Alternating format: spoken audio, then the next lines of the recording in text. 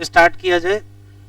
Last lecture पर हम लोगों ने फर्टिलाइजेशन, डबल फर्टिलाइजेशन, एंडोस्पर्म का फॉर्मेशन, एम्ब्रायोजेनेसिस या एम्ब्रायो फॉर्मेशन डिस्कस कर लिया था। तो डाइकाट एम्ब्रायोजेनेसिस होगी तो डाइकाट एम्ब्रायो बनेगा, मोनोकाट होगी तो मोनोकाट बनेगा। तो जो लोग बाद में आए हैं वो अपने साथ में बनाते रहे डायग्राम। तो डाइकाट एम्ब्रायो के दो डायग्राम हमने बनाए हैं। ये वाला डायग्राम 11th वाली एनसीईआरटी में बना है और ये वाला डायग्राम 12th वाली एनसीईआरटी में बना है। देख लेते हैं क्या है। किसी भी डाइकाट एम्ब्रायो हो चाहे मोनोकाट एम्ब्रायो हो, एम्ब्रायो में सबसे इंपॉर्टेंट चीज होती है एम्ब्रायोनल एक्सिस। ये एम्ब्रायोनल एक्सिस का नाम टाइजेलम भी होता है और एम्ब्रायोनल एक्सिस मोनोकाट में भी होती है, डाइकाट में भी होती है, दोनों में पाई जाती है। एम्ब्रायोनल एक्सिस मान लेते ये एम्ब्रायोनल एक्सिस है, तो एम्ब्रायोनल एक्सिस से एक ऐसा पॉइंट होगा जहां कॉटिलिडान अटैच होगा। अगर मान लेते डाइकाट है तो एक कॉटिलिडान इधर अटैच होगा और एक कॉटिलिडान इधर अटैच होगा। तो जिस पॉइंट से कॉटिलिडान अटैच होगा उस पॉइंट के ऊपर और उस पॉइंट के नीचे आपको एम्ब्रायोनल एक्सिस दिखाई पड़ रही है। तो मान लेते इस जगह से अटैच है, तो इस पॉइंट के ऊपर जिस जगह से कॉटिलिडान अटैच होते हैं उस पॉइंट के ऊपर के हिस्से को कहते हैं इपिकोटाइल और इस पॉइंट से नीचे के हिस्से कहते हैं हाइपोकोटाइल। तो ये पोर्शन है किसका? एम्ब्रायोनल एक्सिस का ही है और ये भी किसका है? एम्ब्रायोनल एक्सिस का ही है। बस फर्क यह है ये वो पोर्शन है जो कॉटिलिडान के पॉइंट ऑफ अटैचमेंट के ऊपर है और ये वो पोर्शन है जो कॉटिलिडान के पॉइंट ऑफ अटैचमेंट के नीचे है। जो ऊपर वाला हिस्सा है उसका जो टर्मिनेशन पॉइंट है उसको प्लम्यूल कहते हैं और जो हाइपोकोटाइल उसके टर्मिनेशन पॉइंट को रेडिकिल कहते हैं। प्लम्यूल भविष्य में सूट बनाता है, इसी नाते प्लम्यूल को सूट टिप माना जाता है और रेडिकिल भविष्य में रूट बनाता है, इसी नाते इसको रूट टिप होना चाहिए, इसको रूट टिप माना जाता है। एक और खास बात है, यहाँ क्या मिल जाएगा? तो यहाँ मिल जाएगा रूट कैप। तो रेडिकिल या रूट टिप की खास बात है जो कवर होता किसके द्वारा? Root cap. एक और क्वेश्चन, चूंकि डाइकाट का पढ़ रहे हैं तो कॉटिलिडान की संख्या 2 होगी। जैसे आप चना देख लीजिए चाहे मटर देख लीजिए, मोटे मोटे थिक कॉटिलिडान होते हैं, तो यहाँ थिक स्वेलन कॉटिलिडान पाए जाते हैं और पर्पज एक ही होता है। जितने मोटे कॉटिलिडान उतना ज्यादा इसमें क्या होगा? रिजर्व फूड होगा। क्योंकि डाइकाट सीड में स्पेशली जो लेग्यूमिनेसी फैमिली के मेंबर हैं उनके सीड में एंडोस्पर्म नहीं होता है, तो सीड के जर्मिनेशन के समय एम्ब्रायो या सीडलिंग को न्यूट्रिशन कहाँ से मिलेगा? तो इसी कॉटिलिडान से मिलेगा। तो जनरल सिर्फ क्वेश्चन है, किसी डाइकाट एम्ब्रायो में सबसे पहले एम्ब्रायोनल एक्सिस होगा, एम्ब्रायोनल एक्सिस से 2 कॉटिलिडान अटैच होंगे जो कि थिक और स्वेलन होंगे और फूड रिजर्व उसमें पाया जाएगा। वो पॉइंट जिस जगह से कॉटिलिडान अटैच होंगे उसके ऊपर वाले हिस्से का नाम एपिकोटाइल और नीचे वाले हिस्से का नाम हाइपोकोटाइल। एपिकोटाइल टर्मिनेट करेगा एज ए प्लम्यूल और हाइपोकोटाइल टर्मिनेट करेगा एज ए रेडिकिल। प्लम्यूल का भविष्य है कि इसको भविष्य में क्या बनाना है? सूट बनाना है, जबकि इसको भविष्य में क्या बनाना है? रूट बनाना है। इसी नाते प्लम्यूल को सूट टिप माना जाता है और रेडिकिल को रूट टिप माना जाता है। हाँ, वो अलग बात है क्योंकि रेडिकिल बनाएगी रूट और रूट के ऊपर क्या मिलेगा? रूट कैप, तो वो यहाँ मिलेगा। ये डायग्राम इस एनसीईआरटी में 12th में बना हुआ है। इससे उतनी चीजें स्पष्ट दिख नहीं रहे हैं। जैसे इसमें हाइपोकोटाइल तो लिखा है लेकिन एपिकोटाइल नहीं लिखा है। हाइपोकोटाइल का टिप क्या होगा? रेडिकिल, और रेडिकिल पे क्या मिलेगा? रूट कैप मिलेगा। ये ऊपर प्लम्यूल लिखा है और ये 2 क्या है? कॉटिलिडान है। तो हो सकता है लेबलिंग करके के लिए एग्जाम में आ जाए या पहचानने के लिए आ जाए, तो आप इसको पहचान लीजिएगा कि ये डाइकाट एम्ब्रायो का है। इसी तरीके से यदि मोनोकाट वाले को देखोगे तो ये भी हमने सिंबॉलिक डायग्राम बना दिया है, इसमें आपको समझ में ज्यादा आएगा। देखिए, अगर मोनोकाट एम्ब्रायो हो चाहे डाइकाट एम्ब्रायो हो, यहाँ भी हमको क्या मिलेगा? एम्ब्रायोनल एक्सिस मिलेगा। बस फर्क देखिए, एम्ब्रायोनल एक्सिस के यहाँ एक तरफ तो कॉटिलिडान लगा है लेकिन इधर कॉटिलिडान नहीं है। ये एम्ब्रायोनल एक्सिस है, एक तरफ कॉटिलिडान अटैच है।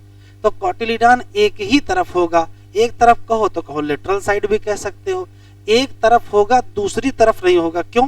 क्योंकि ये कौन सा है? मोनोकाट है। और अगर डाइकाट होता तो दोनों तरफ पाया जाता। तो एम्ब्रियोनल एक्सिस से एक ही कॉटिलिडान अटैच होगा। उस कॉटिलिडान की खास बात ये है कि इस कॉटिलिडान की खास बात है कि ये थोड़ा सा बड़ा होगा, लार्ज होगा और सील्ड शेप होगा। Large shield shape cotyledon of monocot को कहते क्या है?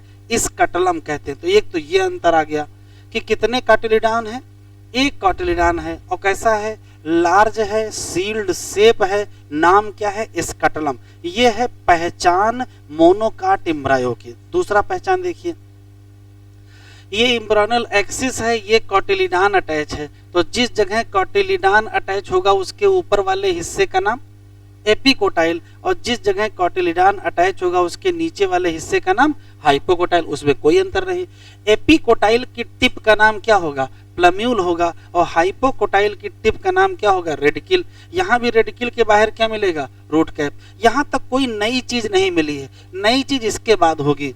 ये जो प्लम्यूल है इसी से लीफ बनेंगे। तो जब लीफ बनेंगे तो कुछ न कुछ लीफ प्राइमोर्डिया होंगे। लीफ प्राइमोर्डिया का मतलब शुरुआत में जो लीफ बन रही थी, इनको कवर किया जाता है किसके द्वारा? तो आंसर देंगे हालो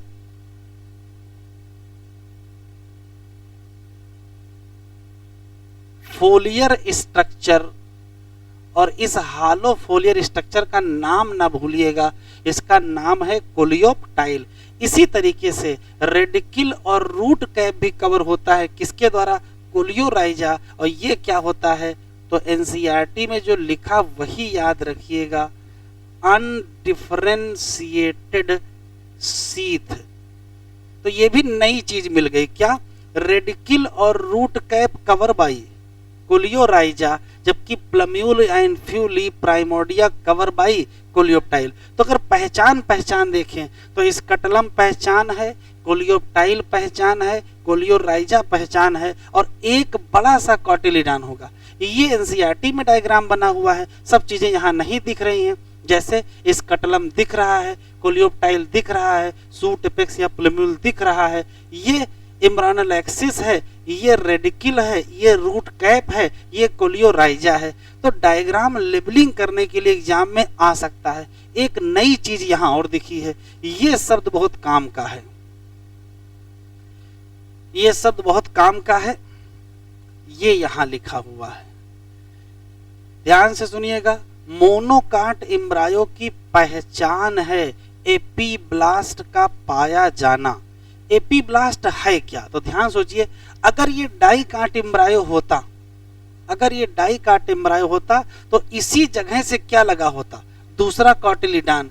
तो जिस जगह दूसरा कॉटिलिडान लगता है ये वास्तव में अंडर डेवलप एम्ब्रायोनिक स्टेज है या अंडर डेवलप कॉटिलिडान है? नहीं बना है, क्योंकि क्या है? ये मोनोकाट है। और अगर डाइकाट होता तो इसी जगह क्या बन जाता? तो वास्तव में जहां कॉटिलिडान बनना था उसी जगह पर हमें क्या दिख रहा है? एपीब्लास्ट दिख रहा है। ये अंडर डेवलप एम्ब्रियोनिक सेल्स का ग्रुप है। और बनना क्या था? इस जगह कॉटिलिडान बनना था, लेकिन बना नहीं। क्यों? क्योंकि ये क्या है? ये मोनोकाट है। अगर डाइकाट होता तो एपीब्लास्ट की जगह हमको क्या मिल जाता? हमको कॉटिलिडान मिल जाता। तो मोनोकाट एम्ब्रायो कहो चाहे ग्रास फैमिली कहो, ठीक? तो कितने क्वेश्चन याद रखेंगे, फिर भी पॉइंट लिख लेंगे। चाहे डाइकाट हो चाहे मोनोकाट हो, कोई फर्क नहीं पड़ता है, दोनों में एम्ब्रियोनल एक्सिस होगी। तो एम्ब्रियोनल एक्सिस में कोटिलिडान अटैच होंगे। डाइकाट है तो एक अटैच होगा, मोनोकाट है तो दो अटैच होंगे। जिस जगह अटैच होंगे उसके ऊपर वाले का नाम एपिकोटाइल, और जिस जगह अटैच होंगे उसके नीचे वाले का नाम हाइपोकोटाइल। एपिकोटाइल की जो टिप होगा वो प्लम्यूल होगा, और हाइपोकोटाइल की टिप होगी वो रेडिकिल होगी। प्लम्यूल और रेडिकिल कवर होंगे कोलियोप्टाइल और कोलियोराइजा से, मोनोकाट में नहीं कवर होंगे। किसमें? डाइकाट में। कॉटिलिडान थिक और मोटे होंगे डाइकाट में, कॉटिलिडान सील्ड शेप स्कटलम होगा किसमें? मोनोकाट में। तो हम कुछ पॉइंट लिख रहे हैं, आप लिख डालिए।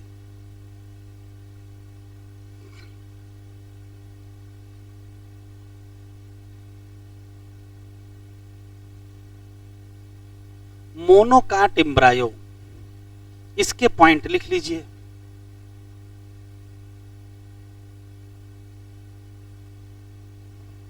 पहला सवाल, एम्ब्रायोनल एक्सिस होगी,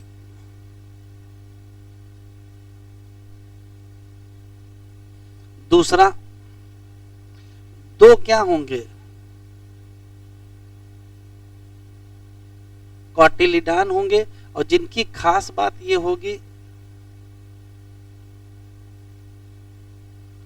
थिक एंड स्वेलन होंगे, साथ में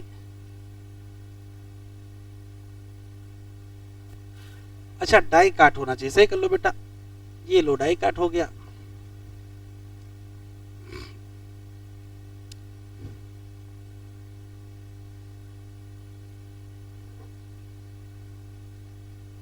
हाँ, एबंडेंट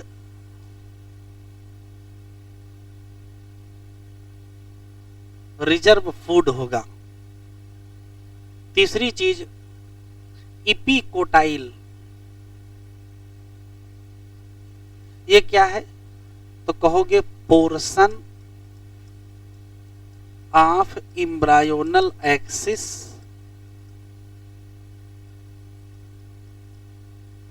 एबव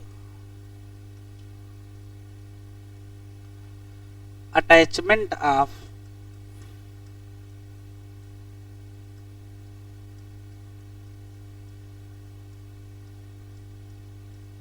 कॉटिलिडॉन, और इपीकॉटिल टर्मिनेट करेगा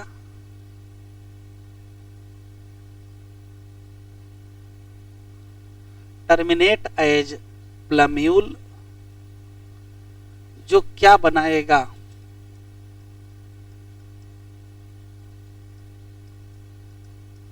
जिसकी जिम्मेदारी है भविष्य में सूट बनाना। इसमें पाया जाएगा हाइपोकोटाइल, पहले से ही है, पोर्शन ऑफ, लिखते चले, embryonal axis below attachment of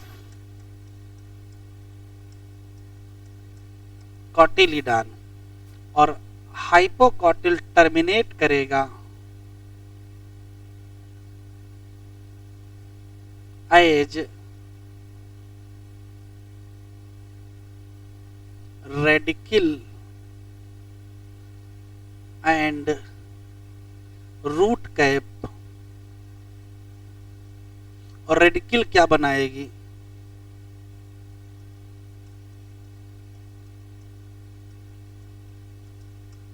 root formation.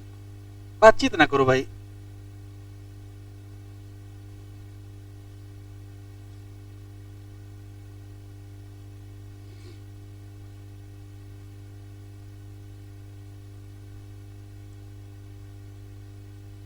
लिख लिया।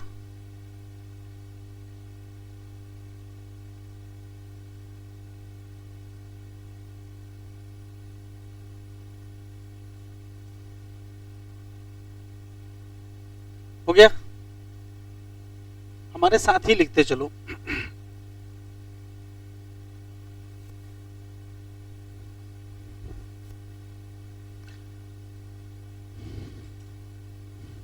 मोनोकाट एम्ब्रायो,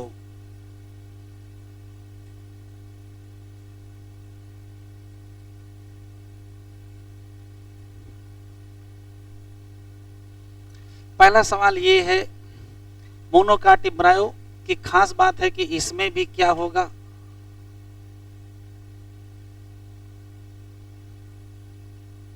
एम्ब्रायोनल एक्सिस होगा, लेकिन यहां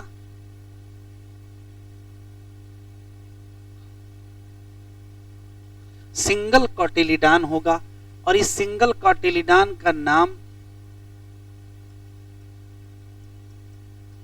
स्केटलम होगा, जो कि लार्ज सील्ड शेप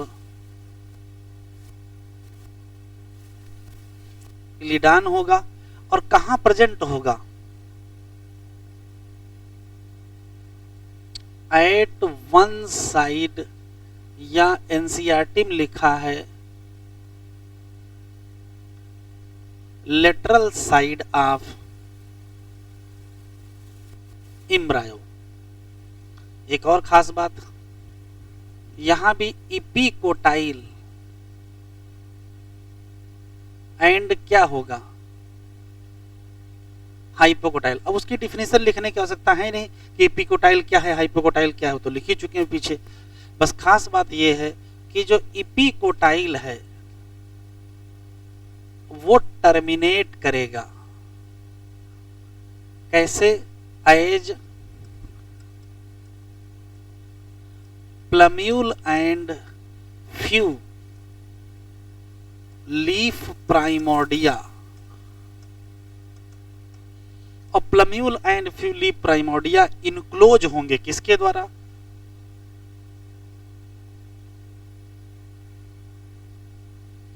इनक्लोजेज बाई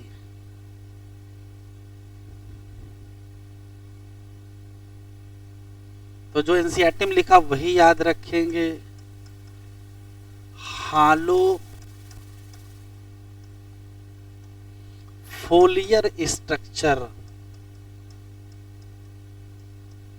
और इस हालो फोलियर स्ट्रक्चर का नाम क्या है, तो कोलियोप्टाइल है। इसी तरीके से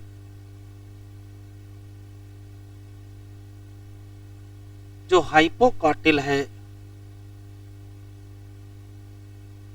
वो भी टर्मिनेट करेगा कैसे,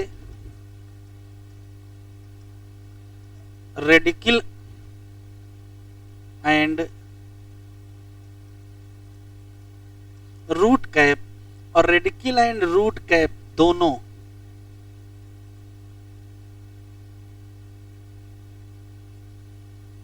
इनक्लोजेज बाई अनडिफरेंशिएटेड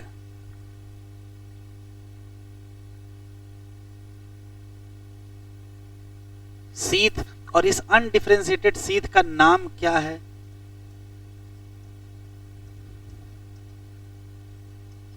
कोलियोराइजा। तो कोलियोप्टाइल और कोलियोराइजा और स्कटलम ये तीन शब्द हैं नए।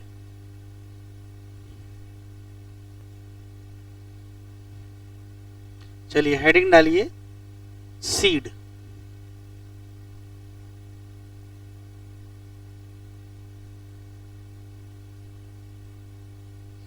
जरा सुन लीजिए फिर लिखिएगा आराम से।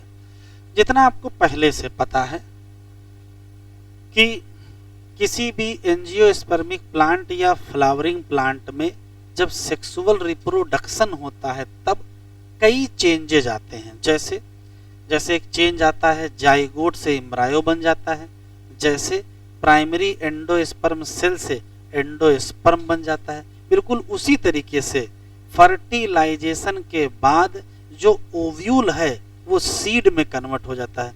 तो जब फर्टिलाइजेशन के बाद ओव्यूल सीड में कन्वर्ट हो जाएगा तो ओवरी फ्रूट में कन्वर्ट हो जाएगी। इसका मतलब सीड मिलेंगे कहाँ, तो कहोगे सीड फाउंड इनसाइड फ्रूट मिलेंगे। एक खास बात, फल के अंदर क्यों मिलते हैं, फल के अंदर इस नाते मिलते हैं कि एनिमल्स उन फल को खाएंगे और दूर ले जाकर के फेंकेंगे।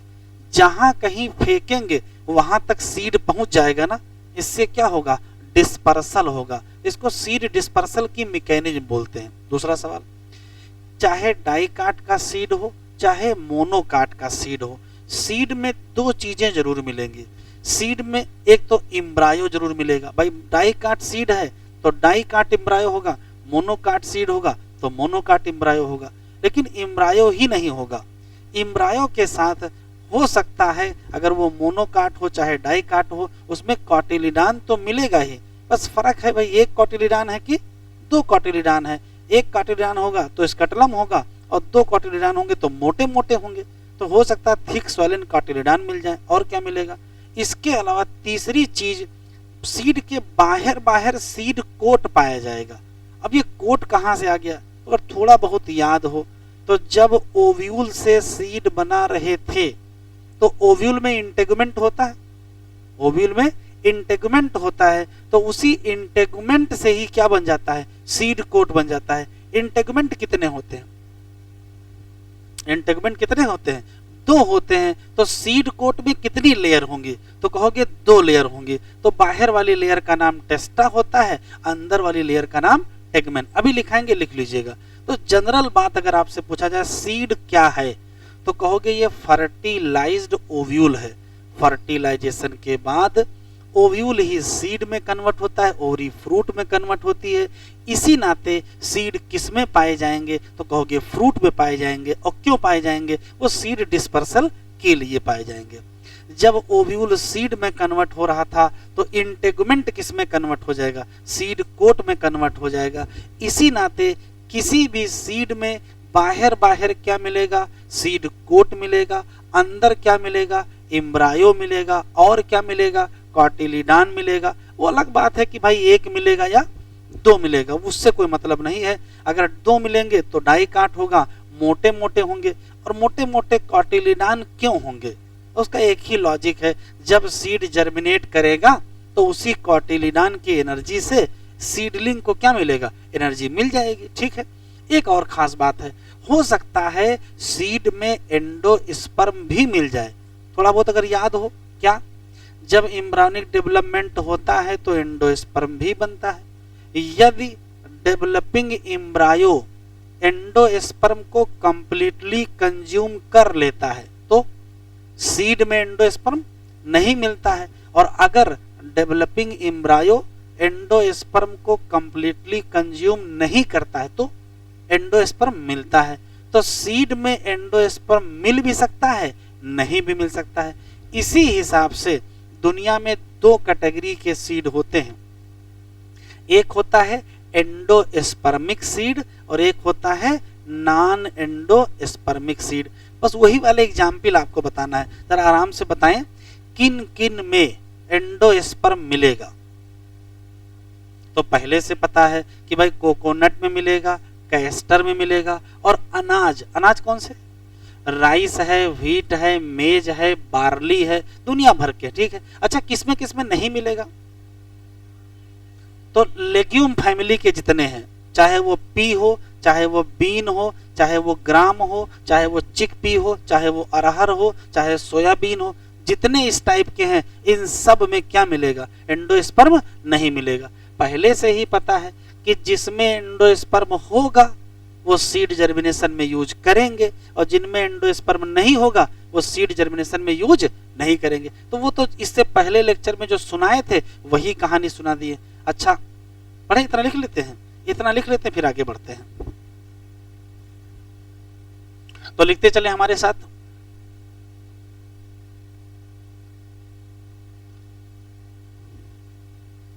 सीड क्या है, तो सीड वास्तव में फर्टिलाइज्ड, बेटा बातचीत ना करो, ओव्यूल है। क्या होता है, after fertilisation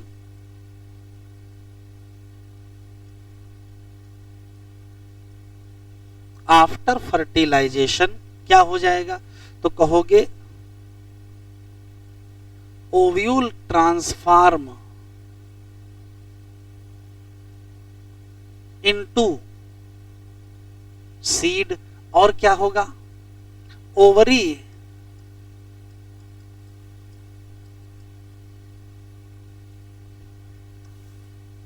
ovary transform into fruit. इसी नाते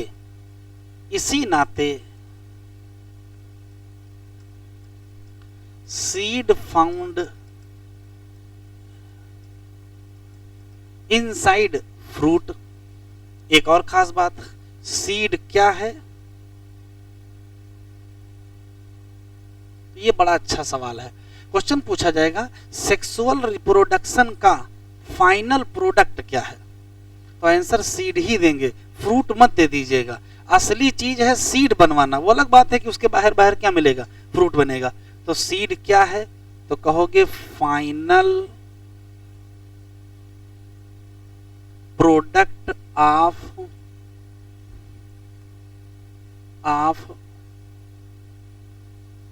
sexual reproduction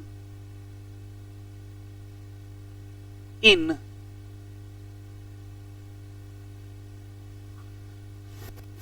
flowering plant. Flowering plant में सेक्सुअल रिप्रोडक्शन का फाइनल प्रोडक्ट, तो आंसर क्या देंगे? सीड। किसी भी सीड में क्या होगा? ईच सीड हैव, तो सीड में देखो सीड कोट होगा। क्या होगा? सीड कोट होगा। और क्या होगा? इम्ब्रायो होगा। और क्या होगा? कॉटिलिडान होगा एंड एंडोस्पर्म। एंडोस्पर्म के बगल में प्लस माइनस, मतलब हो भी सकता है और नहीं भी हो सकता। किसमें होगा किसमें नहीं होगा वो भी आगे देखेंगे। जो इंटेगुमेंट हैं, जो इंटेगुमेंट हैं वही बना लेते हैं क्या? Seed coat. इंटेगुमेंट कौन कौन से?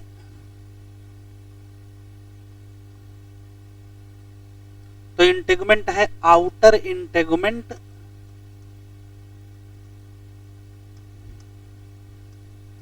और है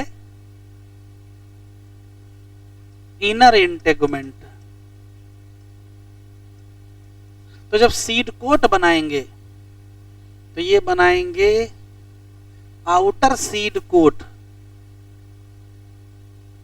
और ये बनाएंगे inner seed coat. Outer seed coat को कहते हैं टेस्टा और इनर सीड कोट को कहते हैं टेगमेन।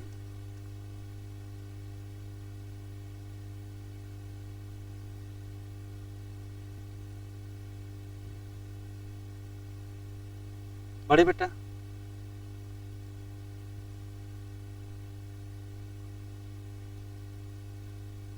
जैसे मान लेते हैं कि ये सीड है,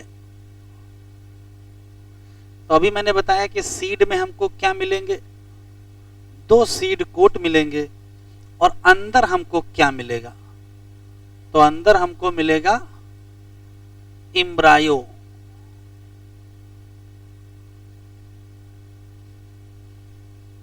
ये क्या है? तो बाहर वाले सीड कट का नाम टेस्टा, अंदर वाले का नाम टेगमेन, और दोनों को मिला के बनाते चलें सीड कोट कहते हैं। ये क्या है? ये इम्ब्रायो है। और इम्ब्रायो में कई चीजें होंगी, जैसे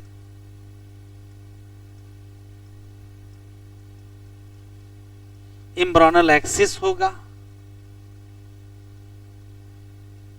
कटिलिडान होगा, और हो सकता है इसमें हमको क्या मिल जाए?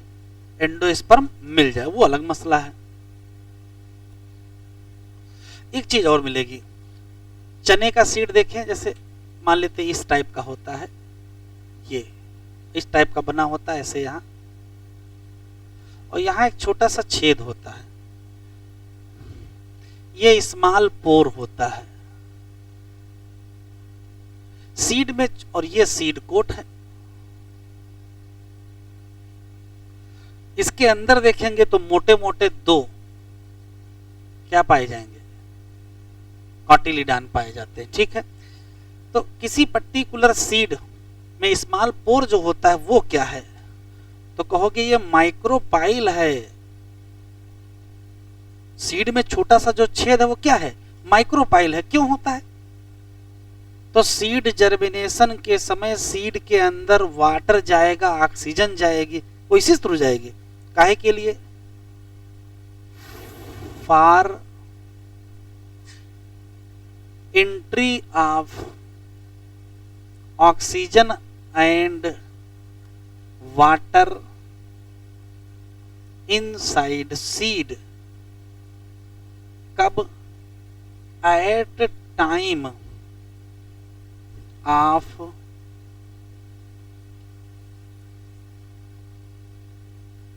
Seed germination.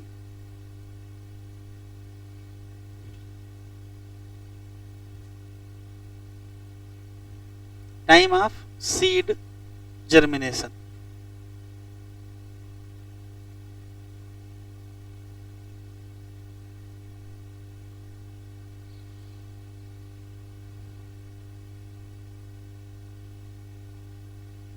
आगे बढ़े।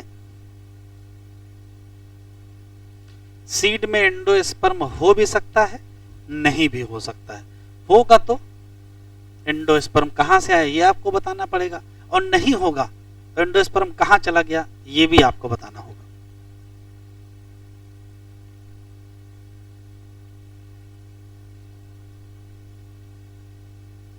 बढ़े बेटा।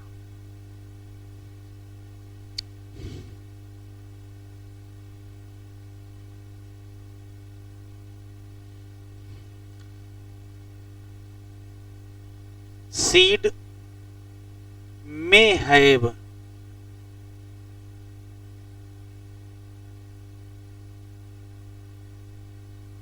एंडोस्पर्म। जरूरी नहीं है ऑल सीड हैव एंडोस्पर्म, क्या हो जाएगा, गलत हो जाएगा। तो पहला टाइप है एंडोस्पर्मिक सीड।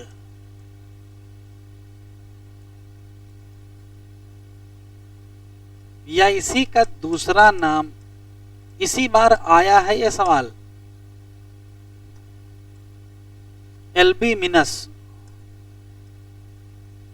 सीड। तो चाहे एंडोस्पर्मिक सीड कहो चाहे एल्ब्यूमिनस सीड कहो, बस हमको क्वेश्चन बता दो। तो पहला सवाल तो यही है कि एंडोस्पर्म परसिस्ट इन सीड, बताओ कहां से आया। तो वही कहानी है कि डेवलपिंग एम्ब्रायो ने पूरी तरीके से एंडोस्पर्म को कंज्यूम नहीं किया। दूसरा सवाल, endosperm not completely consume by developing क्या एम्ब्रायो। अच्छा अब ये है तो इसका इस्तेमाल कहां करोगे, इस एंडोस्पर्म को यूज करेंगे कहां, सीड जर्मिनेशन में।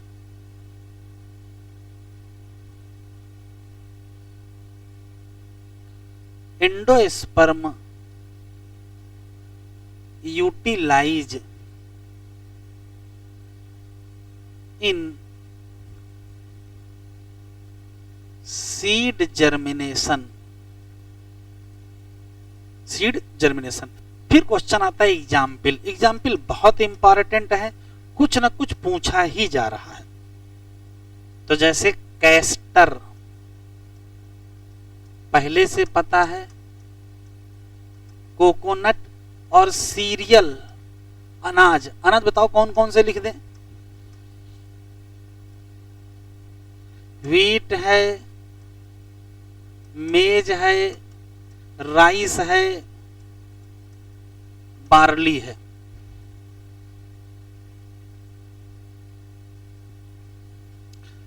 अगला लिख लेते हैं,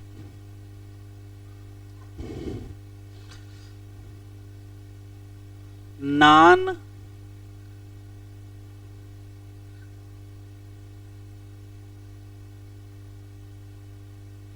एंडोस्पर्मिक सीड, या इसी का दूसरा नाम है इक्स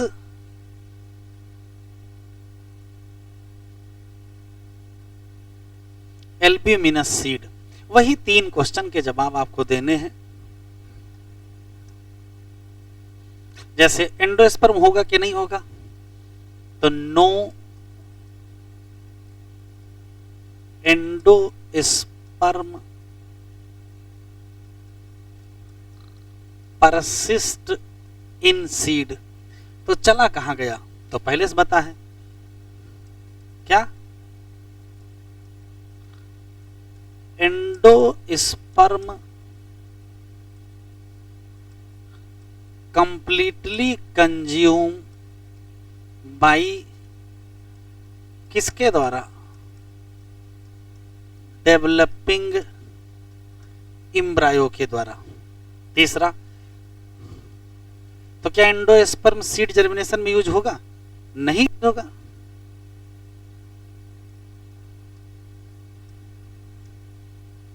नॉट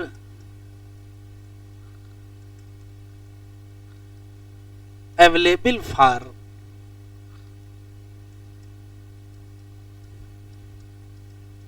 सीड जर्मिनेशन। तो क्या इनका सीड जर्मिनेशन नहीं होगा क्या? अगर होगा तो फिर कहां से होगा? तो जितने लेग्यूम वाले लोग हैं वो लोग मोटे मोटे कॉटिलीडान बना लेते हैं और वही एनर्जी देंगे सीडलिंग को। और कब तक देंगे? जब तक पत्तियां ना बन जाएं, फोटोसिंथेसिस ना होने लगे। तो ये स्पेशल पॉइंट लिख लेंगे। In legume thick and swollen cotyledon क्या करेंगे? तो provide energy for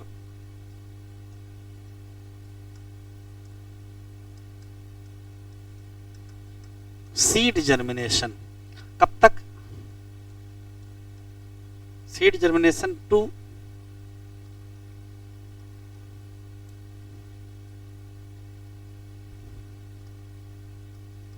seedling up to क्या ना शुरू हो जाए? Photosynthesis start. अब एग्जाम्पल बता दो बस, बहुत इंपॉर्टेंट।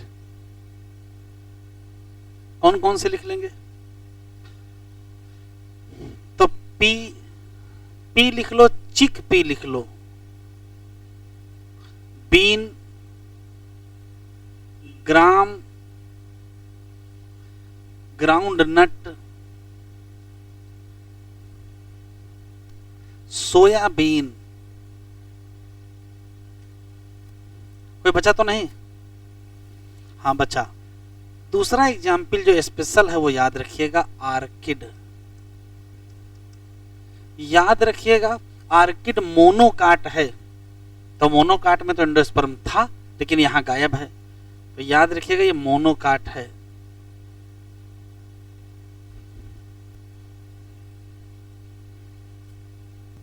जरा सुन लीजिए, एक सीड होता है जिसका नाम पेरीस्पर्मिक सीड है।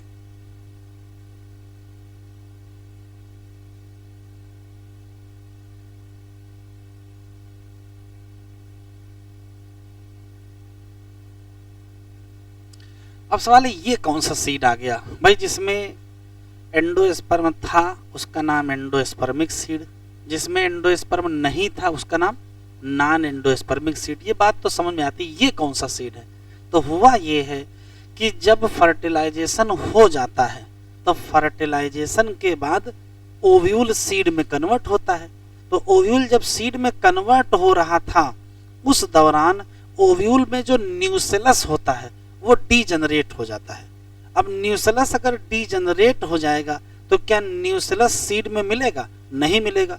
तो ज्यादातर सीड में न्यूसेलस नहीं मिलता है, लेकिन कुछ पौधे हैं जिनके सीड में न्यूसेलस बचा रहता है।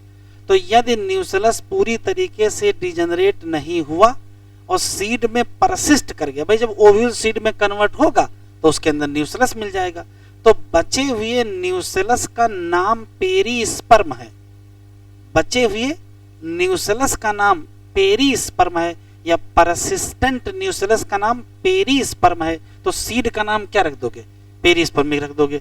तो जिन सीड में परसिस्टेंट न्यूसेलस हो या रेमिनेंट न्यूसेलस हो, जबकि फर्टिलाइजेशन के बाद न्यूसेलस को डीजनरेट हो जाना चाहिए लेकिन नहीं हुआ, तो अगर बच गया तो बचे हुए न्यूसेलस का नाम पेरीस्पर्म है। तो सीड का नाम क्या रखोगे? पेरीस्पर्मिक सीड लिख लो। Seed with persistent nucellus. और परसिस्टेंट न्यूसेलस को कहते क्या है? पेरीस्पर्म। तो जिसमें पेरीस्पर्म होगा उसका नाम क्या रखोगे? Perispermic seed. एग्जाम्पल याद रखना है, तो दो एग्जाम्पल हमको याद रखने हैं। एक कौन सा है? काली मिर्च,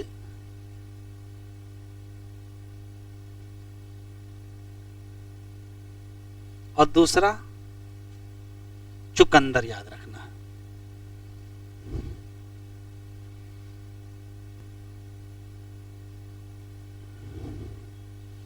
साइड हेडिंग डालिए,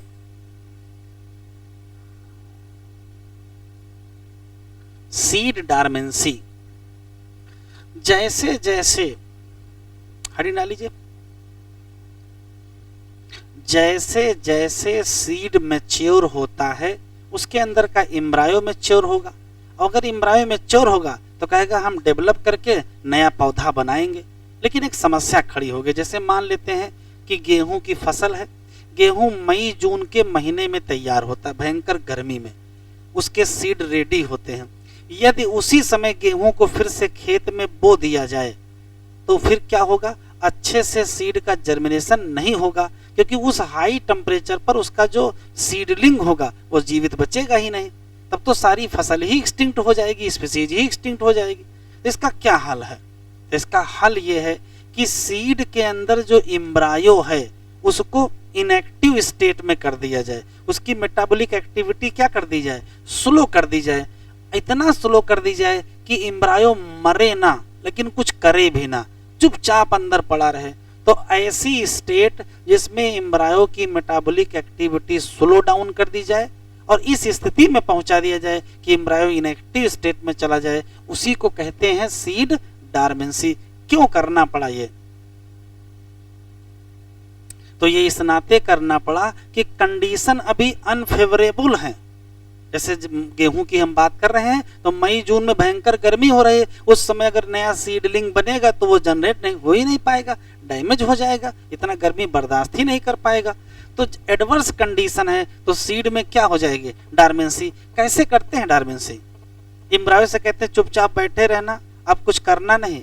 तो ऐसे तो मानेगा नहीं एम्ब्रायो, तो क्या करेगा?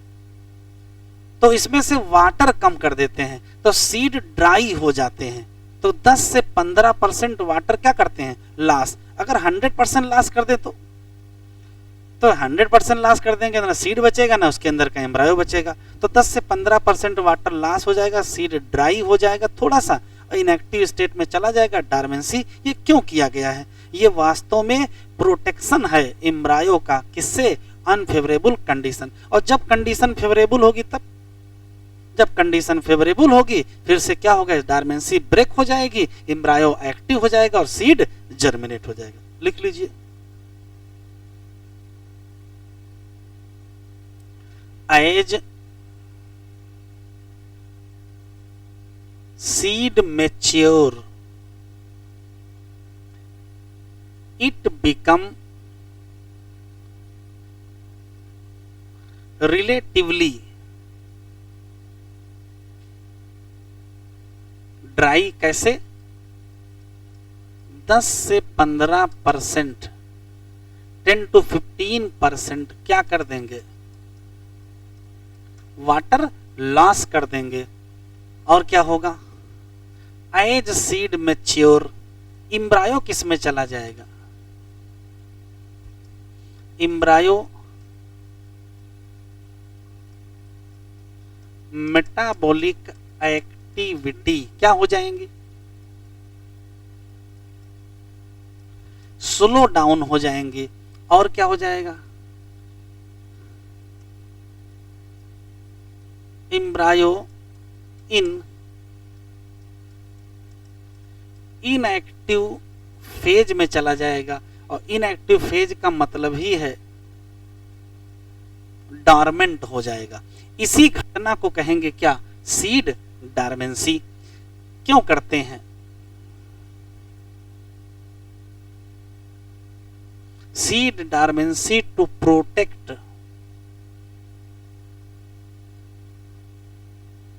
embryo from unfavorable condition। जब एज कंडीशन बिकम क्या फेवरेबल, अगर कंडीशन फेवरेबल हो गई तो क्या होगा, फिर सीड जर्मिनेट करेगा।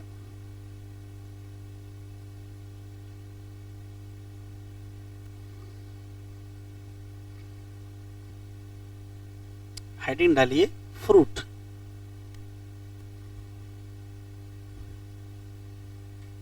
लिख लिया था, हेडिंग डालें फ्रूट।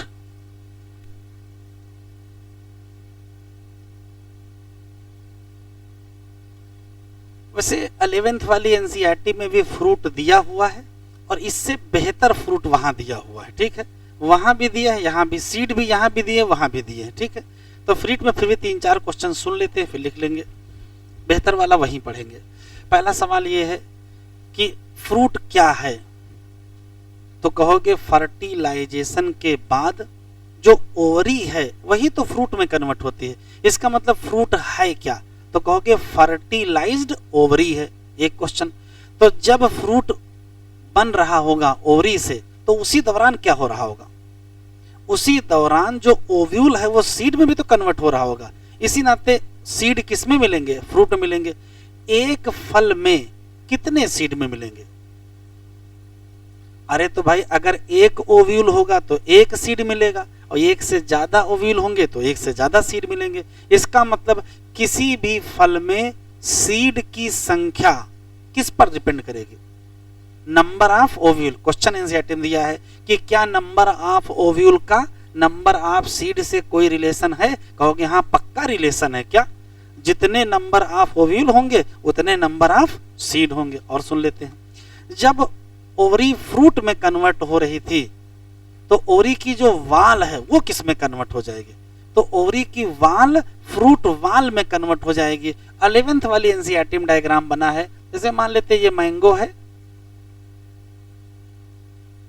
वैसे ऐसा होता नहीं, चलो ठीक कोई बात नहीं, चाहे जैसा हो टेंशन न लीजिए। अरे ठीक है, तुम्हारे बाग में हो सकता दूसरा होता हो, हमें कोई दिक्कत नहीं है।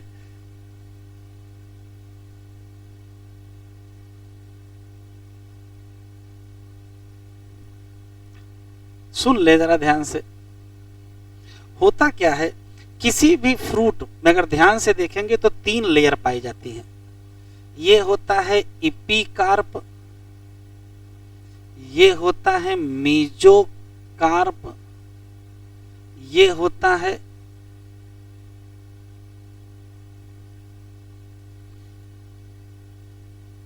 इंडोकार्प।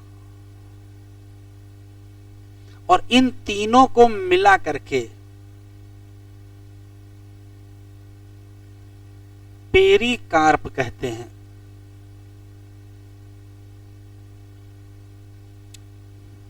अब ये सुन लो बेटा, फिर लिख लीजिएगा पेरिकार्प।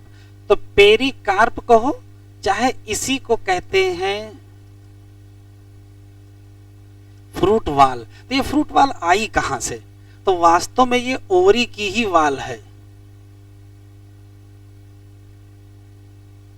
तो ओवरी वाल से क्या बन जाती है, फ्रूट वाल, और फ्रूट वाल का नाम पेरिकार्प होता है। पेरी का मतलब होता है के चारों तरफ, और कार्प का मतलब फ्रूट ही होता है। तो फल में जो चारों तरफ पाई जाएगी उसका नाम क्या होगा, पेरिकार्प। अभी 11th वाले में जाएंगे तो डिटेल में पढ़ेंगे कि पेरिकार्प में 3 लेयर होती हैं, एपिकार्प, मीजोकार्प और एंडोकार्प। एपिकार्प बाहर बाहर, मीजोकार्प बीच बीच, एंडोकार्प अंदर अंदर। कैसा होगा वो वहीं पढ़ेंगे। दूसरा सवाल, फ्रूट दुनिया में 2 टाइप के होते हैं। कुछ ऐसे फ्रूट होते हैं जिसमें जो ये पेरिकार्प है ये पूरी तरीके से सूख जाता है। तो अगर पेरिकार्प सूख जाएगा तो सीड से चिपक जाएगा। ऐसे फल को कहते हैं ड्राई फ्रूट। फिर से सुनते हैं, कुछ ऐसे फल होते हैं जिसमें जो ये पेरिकार्प है ये बिल्कुल सूख जाता है, इतना सूख जाता है कि सीड के सरफेस से चिपक जाता है, तो इसका नाम हो जाएगा ड्राई फ्रूट। लेकिन कुछ ऐसे होते हैं जिसमें ये सूखता नहीं है, ये मोटा बना रहता है, जैसे सामने डायग्राम बना है मैंगो का। तो इस फ्रूट को कहते हैं फ्लेसी फ्रूट। तो दुनिया में फ्रूट हो गए दो प्रकार के, कौन से? ड्राई फ्रूट और फ्लेसी। किस आधार पर कहते हो? तो अगर पेरिकार्प ड्राई है तो फ्रूट का नाम ड्राई फ्रूट है, और अगर पेरिकार्प थिक है, फ्लैसी है, तो फ्रूट का नाम फ्लैसी। ड्राई फ्रूट के एग्जाम्पल यहां कौन से दिए हैं? यहां ड्राई फ्रूट के दो एग्जाम्पल दिए हैं। एक ग्राउंड नट दिया है, वो तो समझ में आ रहा है। दूसरा मस्टर्ड दिया है, दूसरा मस्टर्ड दिया है। तो जब कभी आपका ड्राई फ्रूट खाने का मन करे तो क्या खा लो? मस्टर्ड। अब मस्टर्ड में क्या खाओगे? तब ड्राई फ्रूट खाओगे। तो मस्टर्ड के जो दाने होते हैं, वो छोटे छोटे सरसों के दाने, वो वास्तव में तो सीड हैं। वो क्या है? सीड हैं। लेकिन जब सरसों तैयार होती है तो उसकी एक फली होती है जिसको पॉड कहते हैं। तो जो सरसों की फली है वो सूख जाती है, उसी का नाम क्या होता है? ड्राई फ्रूट होता है। तो अगर ड्राई फ्रूट खाना है तो सरसों की क्या खा जाए? फली खा जाए। अच्छा, मटर देख ले। मटर की फली होती है, मटर की फली, मटर के सीड होते हैं। तो अगर मटर की फली है तो सीड, वो मटर की जो फली है वो फ्लैसी में आएगी कि ड्राई में आएगी? तो जब वो हरी रहेगी तो वो फ्लैसी फ्रूट होगी, और जब सूख जाएगी तो भी क्या हो जाएगी? Dry fruit. अच्छा, मूंगफली जैसी थी वैसी है, वो चेंज नहीं होती है। तो ध्यान से सुने, जो याद रखना है, ड्राई फ्रूट के एग्जाम्पल ग्राउंड नट में किसी को कोई शक नहीं है, एग्जामिनर को पता पूछेगा नहीं। मस्टर्ड में हमेशा शक रहेगा। आपसे पूछेगा निम्नलिखित में से कौन ड्राई फ्रूट है, पहला ऑप्शन मस्टर्ड, तुरंत काट दोगे। मस्टर्ड कहाँ ड्राई फ्रूट है? काजू है, बादाम है, ये है, वो है। आपने सुना कभी मस्टर्ड ड्राई फ्रूट है? लेकिन मस्टर्ड क्या है? ड्राई फ्रूट है। और फ्लैसी फ्रूट, तो जितने फ्लैसी, जितने रसीले हैं, आम सबसे बेहतर है, मैंगो है, ऑरेंज है, गुआवा है, और भी दुनिया भर में क्या है? ड्राई फ्रूट की जगह फ्लैसी फ्रूट पाए जाते हैं। इतना लिख लो, फिर आगे बताते हैं। अब ज्यादा खुश ना हो, लिखो।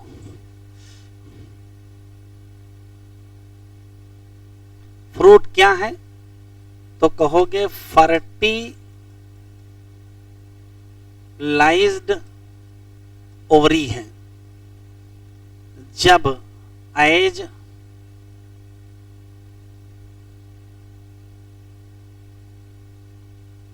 ओवरी डेवलप इनटू फ्रूट, क्या उसी समय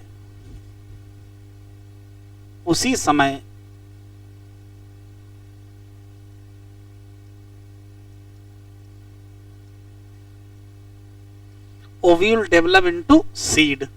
इसी नाते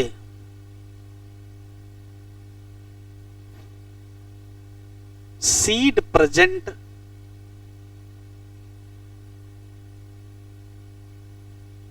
इन fruit, number of seed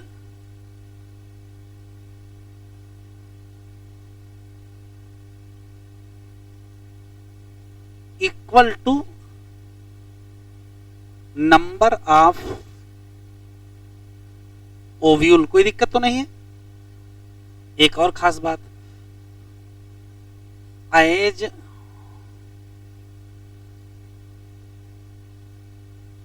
ovary develop into fruit, comma क्या?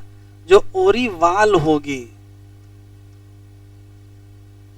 मेक फ्रूट वाल। और फ्रूट वाल को कहोगे क्या? Pericarp.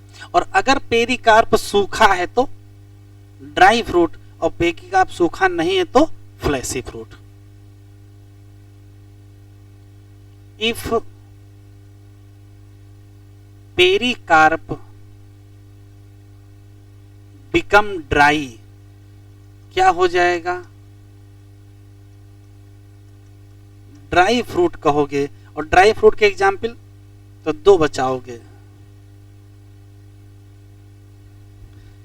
Ground nut and mustard. और अगर पेरिकार्प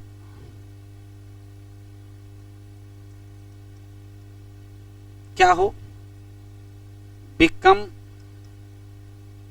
फ्लैसी एंड जूसी, तो इसका नाम क्या हो जाएगा? फ्लैसी फ्रूट हो जाएगा। और फ्लैसी फ्रूट के एग्जाम्पल मैंगो, ऑरेंज, गुआवा। है दुनिया में बहुत सारे, जितने लिखे उतने याद रखो।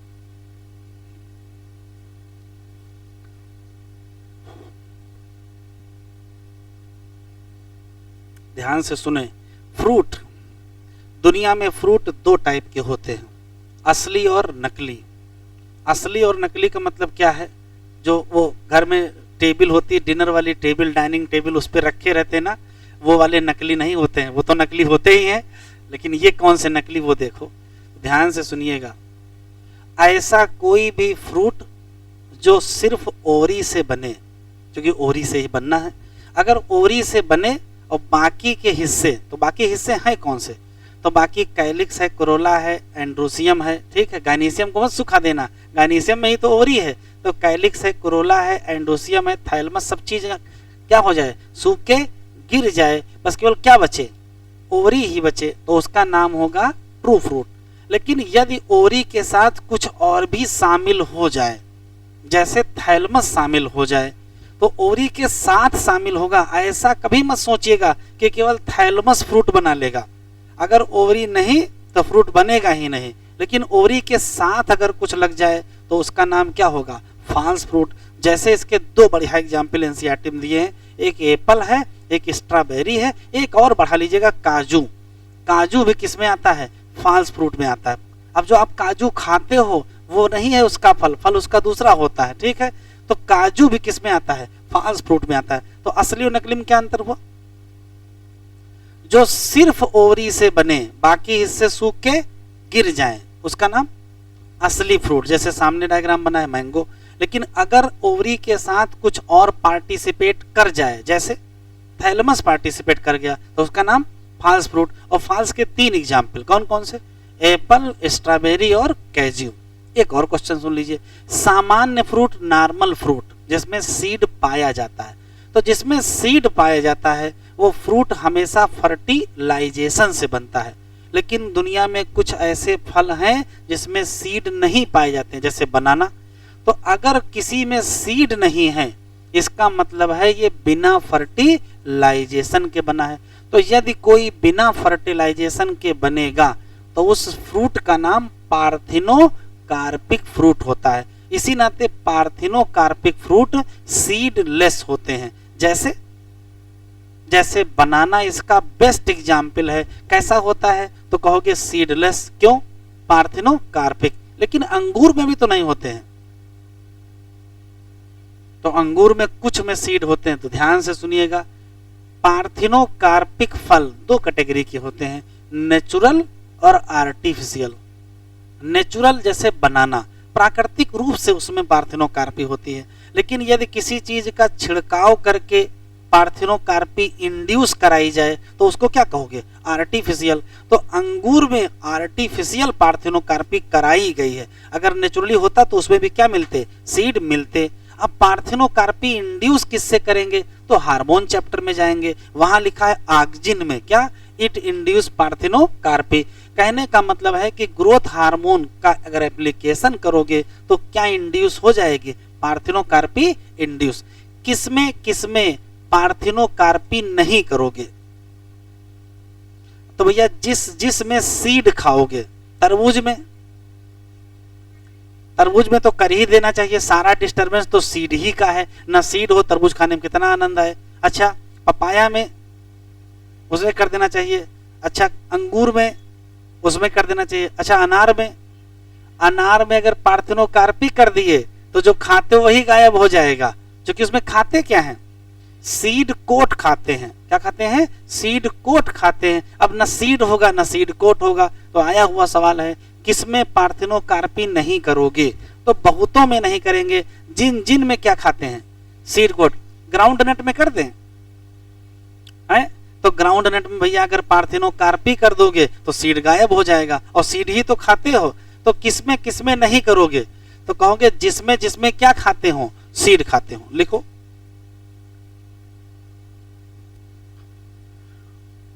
True fruit,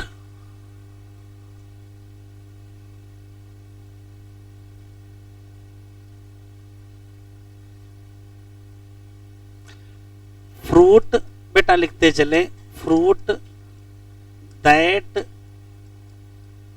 develop from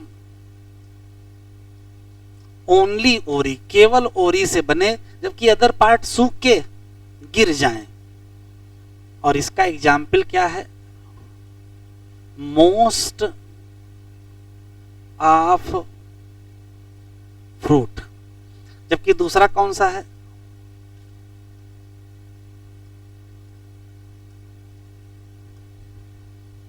false fruit. ये कौन से हैं?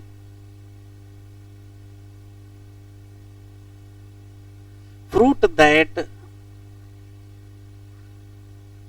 डेवलप फ्रॉम, कहां से?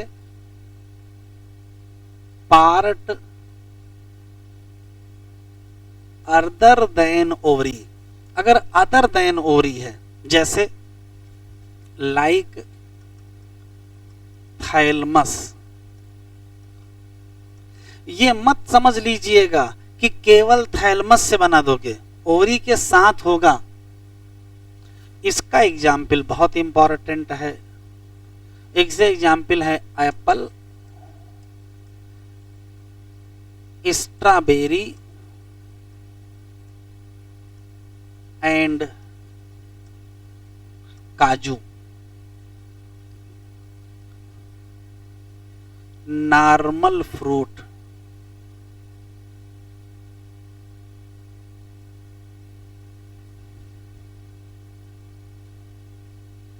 ऐसा फ्रूट जिसमें सीड पाया जाए।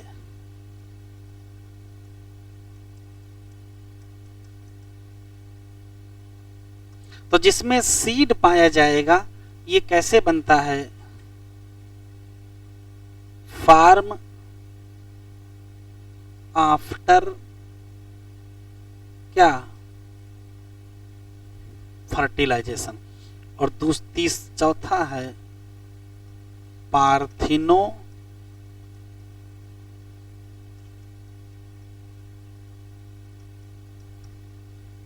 कार्पिक फ्रूट। तो पार्थिनो कार्पिक कौन से होते हैं? तो फ्रूट विदाउट सीड या seedless fruit.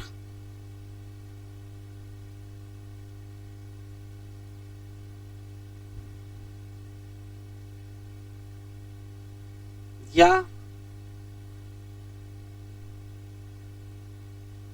Seedless fruit. क्यों बनते हैं? विदाउट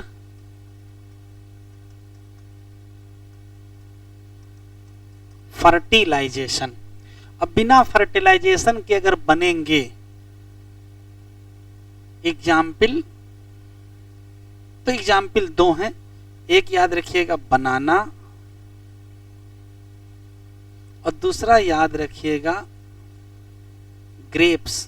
बस फर्क समझ लीजिए। बनाना नेचुरल पार्थिनोकार्पिक फ्रूट है, जबकि ग्रेप्स आर्टिफिशियल है। Natural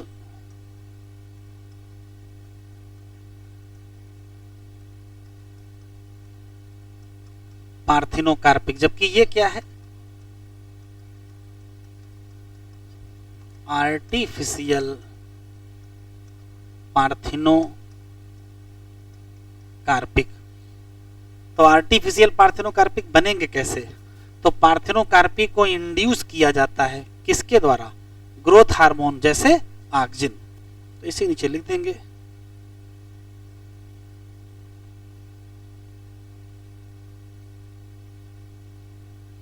parthenocarpy induce by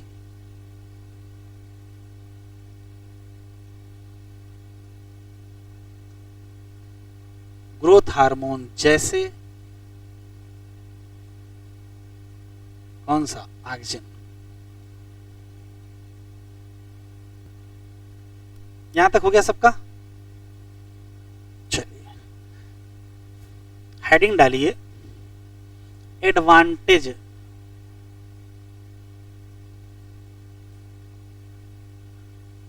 of seed. सुन लीजिए फिर लिखिएगा। एनसीईआरटी में ऐसे कहानी बताई गई है कि किसी भी एंजियोस्पर्मिक प्लांट में जब फर्टिलाइजेशन होता है, जब पॉलिनेशन होता है, तो वो वाटर पर इंडिपेंडेंट होता है। ज्यादातर वाटर से मतलब ही नहीं है, क्योंकि वाटर पॉलिनेशन बहुत कम लोगों पर है, मतलब वाटर पर डिपेंडेंसी उतनी ज्यादा नहीं है। लेकिन एंजियोस्पर्मिक प्लांट की लाइफ साइकिल किस पर डिपेंड है? तो आंसर दोगे फॉर्मेशन ऑफ सीड। अगर सीड ना बने, सिर्फ इतना सोचो, तो अगर सीड नहीं बनेगा तो एंजियोस्पर्मिक प्लांट की लाइफ साइकिल ब्रेक हो जाएगी। कैसे? अभी गेहूं वाला समझाए हैं। मान लेते हैं कि किसी पर्टिकुलर प्लांट के सीड प्रिपेयर हो गए और उस समय एडवर्स कंडीशन है, लेकिन अगर उसी समय उनको बाध्य किया जाए कि तुम इसी समय जर्मिनेट करो, तो क्या होगा? तो जर्मिनेट होंगे, सीडलिंग मर जाएगा, तो स्पीसीज ही खत्म हो जाएगी। आप सोचो, एंजियोस्पर्मिक प्लांट में सीड का फॉर्मेशन ना किया जाए तो most of angiospermic flowering plant extinct हो जाएंगे, क्योंकि सीड ही है जो उनकी लाइफ साइकिल को चला रही है। तो सीड का बनना एनसीईआरटी में डिपेंडेबल लिखा है, सीड फॉर्मेशन डिपेंडेबल है। एक क्वेश्चन। दूसरा, तो पहला फायदा क्या मिला कि एंजियोस्पर्मिक प्लांट की लाइफ साइकिल चलाने में सबसे बड़ा ये रोल किसका है? सीड का है। अब रोल कैसे है? तो रोल आपको पहले से क्लियर है। सीड क्या करता है? डोरमेंसी करता है, एम्ब्रायो को प्रोटेक्ट कर लेता है, उसका हार्ड सीड कोट एम्ब्रायो को एडवर्स कंडीशन का समय गुजार देता है। जब कंडीशन फेवरेबल आती है तो सीड क्या होता है? जर्मिनेट होता है। ये तो लाखों सदियों सालों से हो रहा है। फिर हम लोगों ने खेती करना शुरू किया, तो जब खेती करते हैं तो वहां भी यही कॉन्सेप्ट है कि भाई एक गेहूं की फसल अभी तैयार हुई, अभी मान लेते हैं किसमें? मई जून महीने में। तो मई जून महीने में गेहूं की फसल तैयार होती है, लेकिन गेहूं बोया कब जाता है? जो ये महीना चल रहा है, अक्टूबर नवंबर में बोया जाता है, तो बीच में 6 महीने का टाइम है। ये 6 महीने क्या होगा? तो इस 6 महीने सीड अपने अंदर एम्ब्रायो को बचा के रखेगी। तो अगर सीड ना होते तो क्या अगले सीजन में फसल उगा पाते? ना उगा पाते। तो सीड है बेसिस ऑफ एग्रीकल्चर। अभी सीड हटा दो, खेती ही खत्म हो जाएगी, बहुत लिमिटेड बचेगी, खासकर वो पौधे बचेंगे जो वेजिटेटिव रिप्रोडक्शन कर सकते होंगे। ठीक, तो सीड ना होता तो खेती ना होती, और खेती ना होती तो खाते क्या?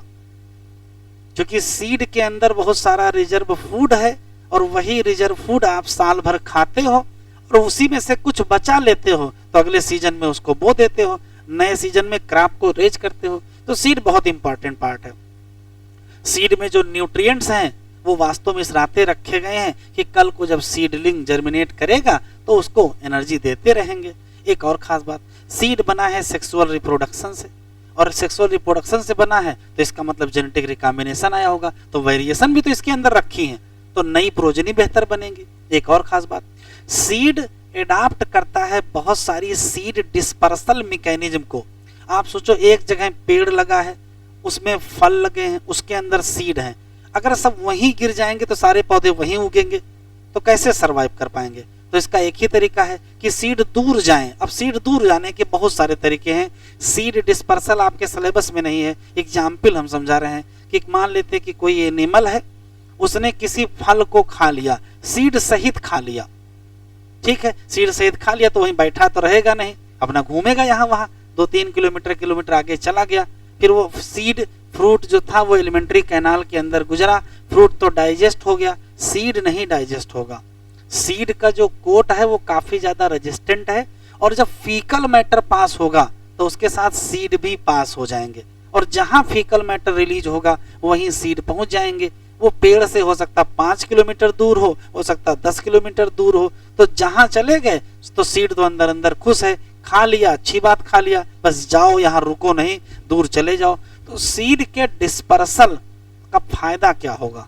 तो सीड के डिस्पर्सल का फायदा होगा कि पौधा जहां होगा वहां से दूर किसी जगह क्या कर सकेगा? कॉलोनी बना सकेगा, कॉलोनाइज हो सकेगा। तो बहुत सारे फायदे किसके हैं? सीड के हैं। हम लिख रहे हैं, आप लिख डालिए।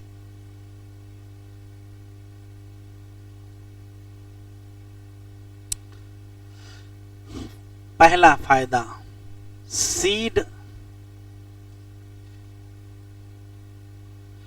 Angiospermic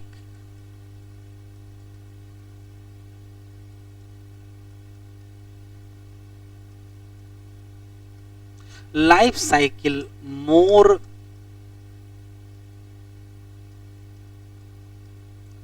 dependable on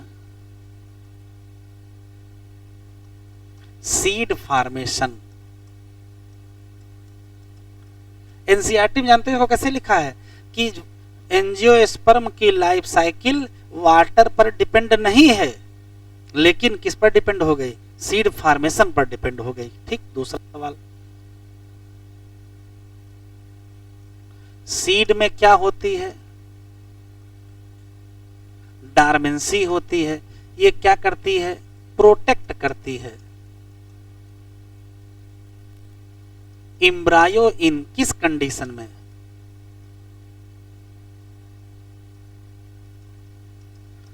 adverse condition में। तीसरा,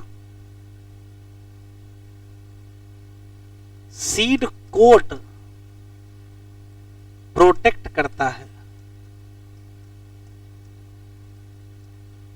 एम्ब्रायो। चौथा, सीड में बहुत सारे क्या होते हैं? न्यूट्रिएंट्स होते हैं जो प्रोवाइड हो जाते हैं किसको? सीडलिंग। कब?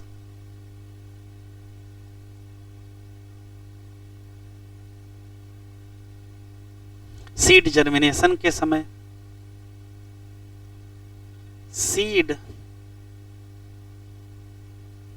सीड बेसिस है किसका?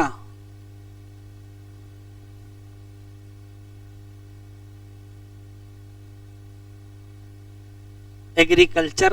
क्यों? फार्मर करते क्या हैं? यूज करते हैं सीड का to grow crop in next season.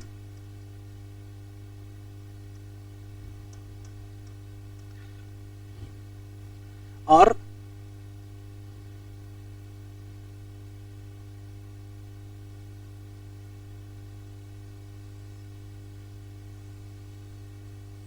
Use as food by क्या? ह्यूमन।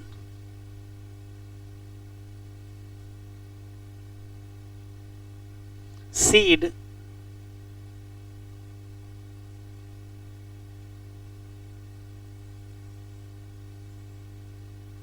सेक्सुअल रिप्रोडक्शन से बने हैं, तो बताओ इसमें क्या होगा? जेनेटिक रिकॉम्बिनेशन या क्या होगी? वेरिएशन।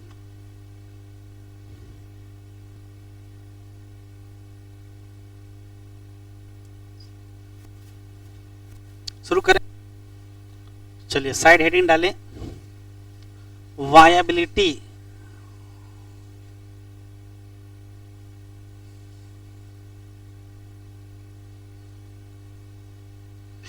इससे पहले कहां पढ़े थे वायबिलिटी? इससे पहले वायबिलिटी पढ़े थे पालेन ग्रेन की। क्या था? तो थोड़ा बहुत रिवाइज कर लेते हैं कि किसी भी एंथर से जब पालेन ग्रेन रिलीज होते हैं तो किसी ना किसी तरीके से वो स्टिग्मा तक पहुंचते हैं। स्टिग्मा पर पहुंचने के बाद उनको फर्टिलाइजेशन करना है। अगर पहुंचने से पहले ही पालेन ग्रेन की सेल की डेथ हो जाए तो पहुंचने का कोई मतलब नहीं है। तो जैसे पालेन ग्रेन में ये कहा गया था कि पालेन ग्रेन को वायबल रहना चाहिए, पालेन ग्रेन को अपनी वायबिलिटी लॉस नहीं करनी चाहिए बिफोर रीचिंग ऑन स्टिग्मा। बिल्कुल वैसे यहाँ है। जैसे मान लेते हैं किसी पर्टिकुलर प्लांट के सीड डेवलप हुए, सीड के अंदर एम्ब्रायो है, तो सीड चला जाएगा किसमें? डार्मेंसी स्टेट में चला जाएगा। लेकिन कब तक? तो कहेगा वो समय जब तक सीड के अंदर एम्ब्रायो जिंदा बचा रहे, और जब तक एम्ब्रायो जिंदा होगा तब तक उसके पास जर्मिनेट करने की क्षमता होगी। तो वायबिलिटी ऑफ सीड का मतलब है ability of seed to germinate, seed के जर्मिनेट होने की जो पीरियड है उसी को कहते हैं वायबिलिटी पीरियड। अब कितने दिन बाद तक जर्मिनेट हो सकता है? तो सामान्यतः जो प्लांट है उनकी वायबिलिटी लॉस हो जाती है कुछ महीनों में। जैसे गेहूं की कितनी देर के है भाई, 6 महीने, 8 महीने, 10 महीने, ठीक है। तो वायबिलिटी लॉस हो जाती है महीनों में या फिर कुछ सालों में। लेकिन कुछ ऐसे प्लांट हैं जिनके सीड की वायबिलिटी हजारों सैकड़ों साल होती है, हंड्रेड्स या थाउजेंड्स ईयर होती है। उसके दो एग्जाम्पल एनसीईआरटी में दिए हैं। एक नाम दिया है ल्यूपिन, लुपिनस आर्कटिकस। ये आर्कटिक टुंड्रा से सीड मिला खुदाई करने वालों को, और आश्चर्यजनक रूप से इसकी वायबिलिटी 10,000 साल। तो 10,000 साल तो काफी ज्यादा टाइम हो गया। खेती कब से शुरू हुई है? खेती भी 10,000 साल पहले शुरू, मतलब पहले 10,000 साल पहले जो बोए थे वो अब मिला, ठीक है। तो 10,000 साल तक सीड के अंदर क्या बची रही? वायबिलिटी बची रही। अभी लेटेस्ट में एक और खोजा गया है, कौन सा? खजूर, डेट पाम, फेनिक्स डेक्टाइलीफेरा। कितने हजार साल? 2,000 साल। कहाँ मिला?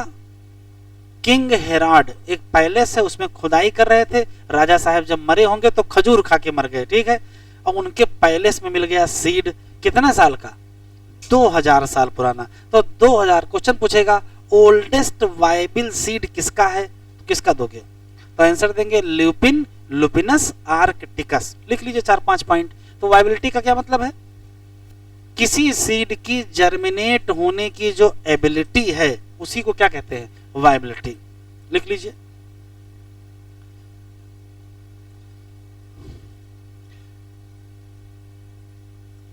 पीरियड ऑफ सीड, पलट के लिखते हैं, यह एबिलिटी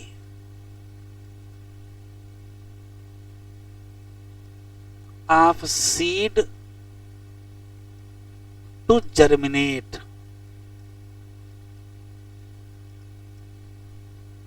दूसरा वेरिएबल होता है। Period of viability of seed कब तक जर्मिनेट रहे करेगा? तो जब तक उसके अंदर का एम्ब्रायो सरवाइव करेगा।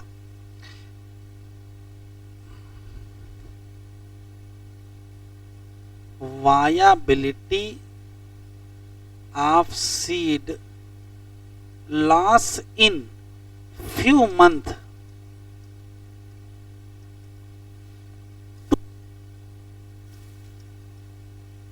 कुछ महीनों से सालों तक में वायबिलिटी क्या हो जाती है? लॉस हो जाती है। उसके बाद जर्मिनेट नहीं करेगा। लेकिन इन सम प्लांट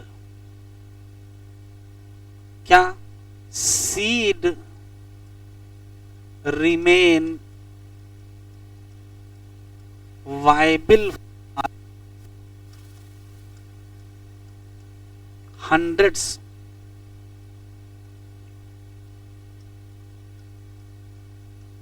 सैकड़ों साल।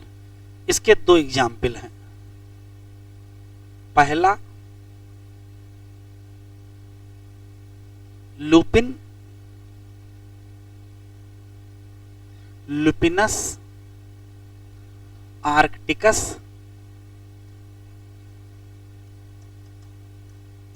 सीड वायबल रहा कितना? ज्यादा जीरो तो नहीं हो गए? 10,000 साल। इसका मतलब ये ओल्डेस्ट वायबल सीड है ना।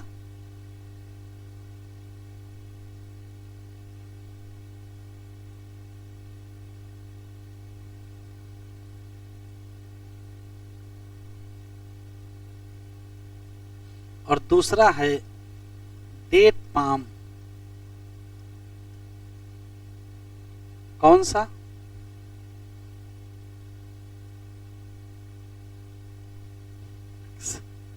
फिनिक्स डेक्टाइलीफेरा।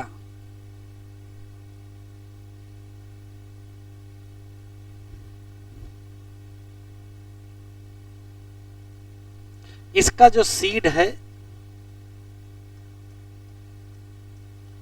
वाइबिल है कितने दर 2000 साल। कहां से मिला था? हाँ, ये कहां से मिला था ल्यूपिन वाला? From Arctic tundra. और ये कहां से मिला? From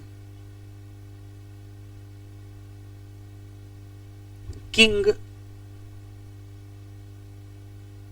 Herod palace. ये कहां है? नियर डेड सी। डेड सी के पास है। लिख लिया? बढ़े आगे। ये न भूलिएगा दो नाम, फेनिक्स डिक्टाइलीफेरा और लुपिनस आर्कटिकस। इस हेडिंग जहां एनसीईआरटी ने सीड हेडिंग डाली है उसमें सबसे आखिरी का जो पैराग्राफ है उसमें नंबर ऑफ सीड की बात की है। ये लिख लिया? तो हेडिंग डालिए नंबर ऑफ सीड। किसी भी फ्रूट में कितने सीड होंगे? अभी पीछे बता के आए हैं जितने ओव्यूल उतने सीड, इसमें कोई डाउट नहीं है। फिर भी कितने होंगे? फिर भी कितने होंगे? तो या तो भाई कम से कम एक होगा जैसे मैंगो, लेकिन सैकड़ों हजारों सीड भी हो सकते हैं। जैसे 3 नाम दिए एनसीईआरटी में, एक नाम है आर्किड, एक नाम है ओरोबैंकी, एक नाम है स्ट्राइगा। इन सबके फ्रूट में सैकड़ों सीड या हजारों सीड पाए जा सकते हैं। दुनिया में सबसे ज्यादा सीड किस फल में पाए जाते हैं? तो आंसर देंगे ओरोबैंकी। 1000 सीड एक फ्रूट में पाए जाएंगे। ठीक है, 1000। क्वेश्चन 2 रटने वाले हैं। दुनिया में सबसे छोटा सीड किसका है? तो आंसर देंगे आर्किड का है। स्मॉलेस्ट सीड आर्किड का है और उसको सैंड सीड कहते हैं। तो दुनिया में सबसे बड़ा सीड किसका है? कोकोनट नहीं है, उसी का एक भाई है जिसका नाम डबल कोकोनट है। क्या नाम है? Double coconut. लिखो। नंबर ऑफ सीड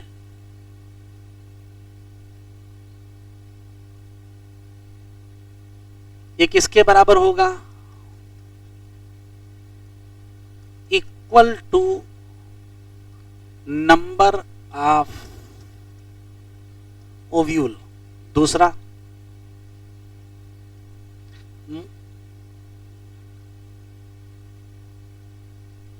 मोस्टली 1 या फ्यू सीड इन फ्रूट, लेकिन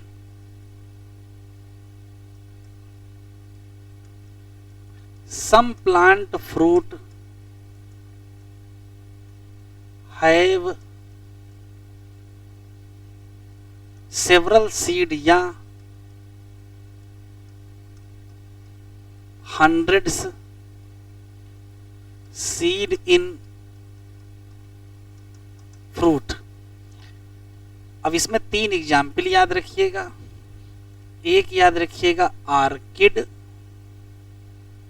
दूसरा याद रखिएगा ओरोबैंकी, तीसरा याद रखिएगा स्ट्राइगा। एक और खास बात, ये दोनों पैरासिटिक प्लांट हैं। क्या है? Parasitic plant.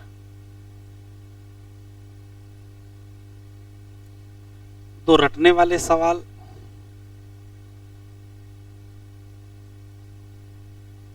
मैक्सिमम सीड किसमें मिलेंगे? तो कहोगे फ्रूट ऑफ ओरोबैंकी। और कितने होते हैं? 1000 सीड। फिर रटने वाला सवाल है,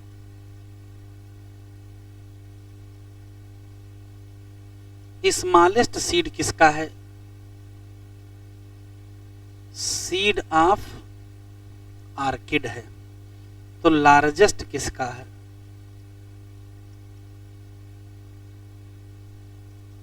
तो कहोगे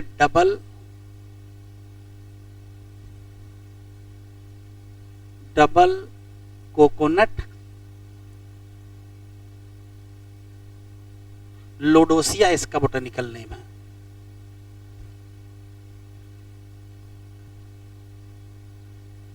हेडिंग डालें एपोमिक्सिस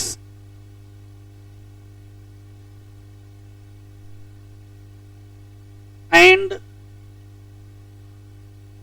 पॉली एम्ब्रायोनी। यहां से एग्जाम में क्वेश्चन आ रहे हैं, समझ में आए तो अच्छी बात, और ना समझ में आए तो 5 लाइनें रट जरूर लेंगे। अगर वो 5 लाइनें रटे रखोगे तो काम आपका चल जाएगा। देखो, पहला सवाल है एपोमिक्सिस क्या है? तो कह दो एपोमिक्सिस तो पहले बाद में पढ़ेंगे, पहले ये तो बताओ कि एम्फीमिक्सिस क्या है। अगर एम्फीमिक्सिस नहीं पता है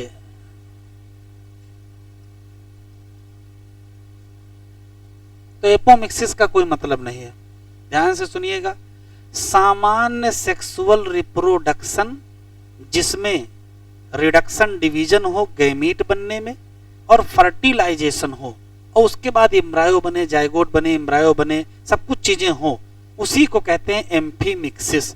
तो एम्फीमिक्सिस एक नॉर्मल सेक्सुअल रिप्रोडक्शन है जिसमें रिडक्शन डिवीजन भी होता है और क्या होता है? Fertilisation.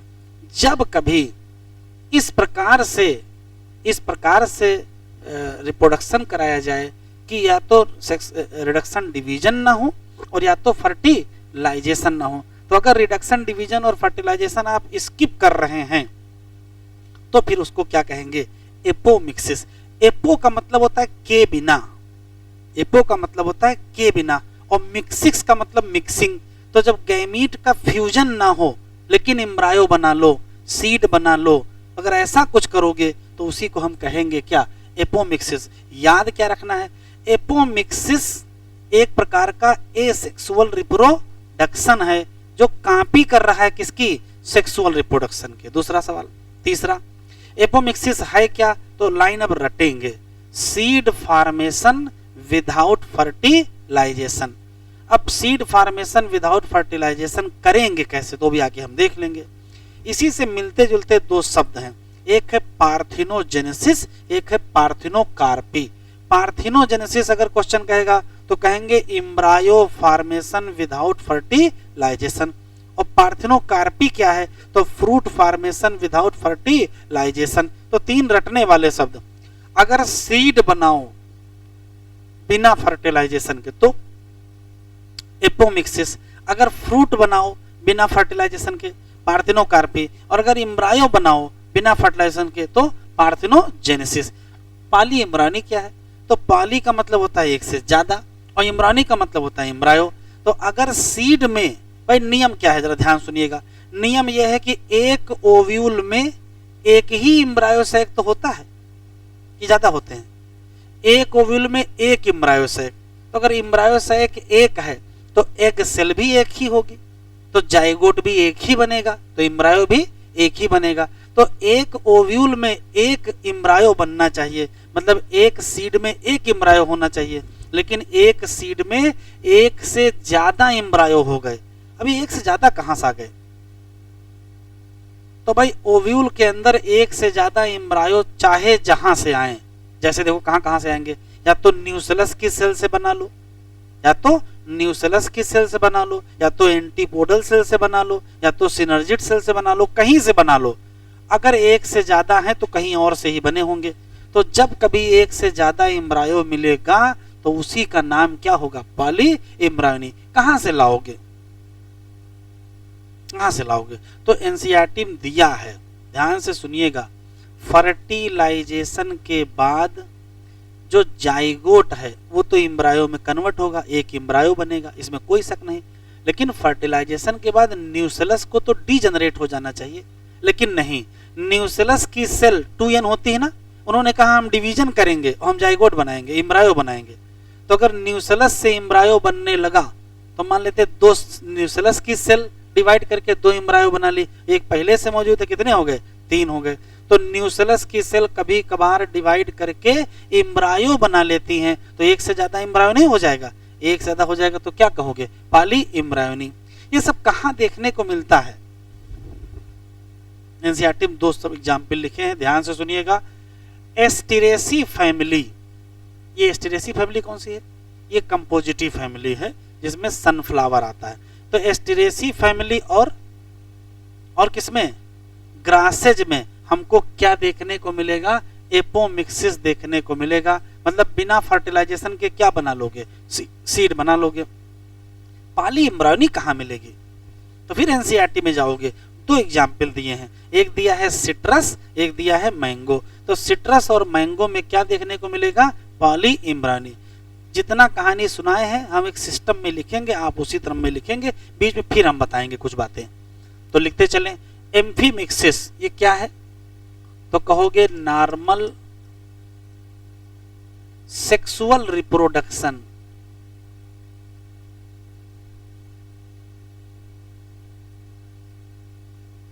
Normal sexual reproduction with, बेटा बातचीत ना करो, रिडक्शन डिवीजन एंड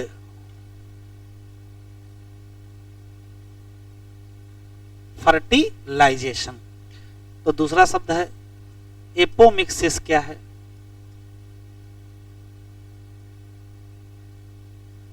तो कहोगे ये है एसेक्सुअल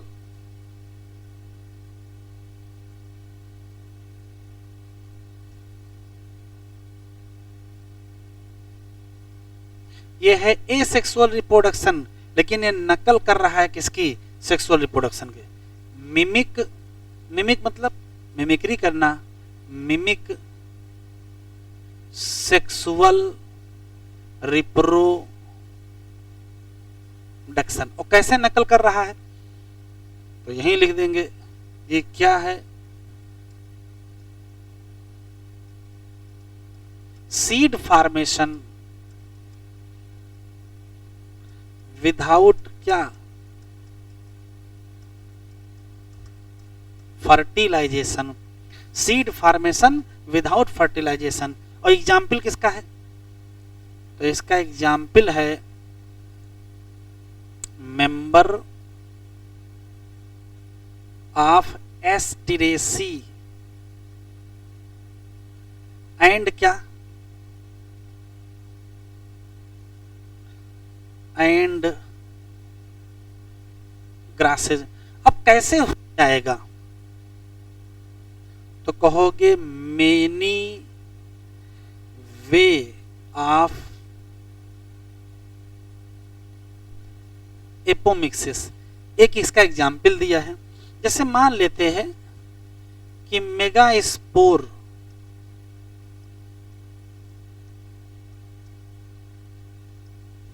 मदर सेल है, क्या होती है 2n। इसको करना क्या चाहिए, इसको रिडक्शन डिवीजन करना चाहिए, मियोसिस करना चाहिए, मेगास्पोर बनाना चाहिए, हेप्लॉइड, लेकिन इसने नहीं किया, इसने सीधे 2n का ही मेगास्पोर बना दिया। नो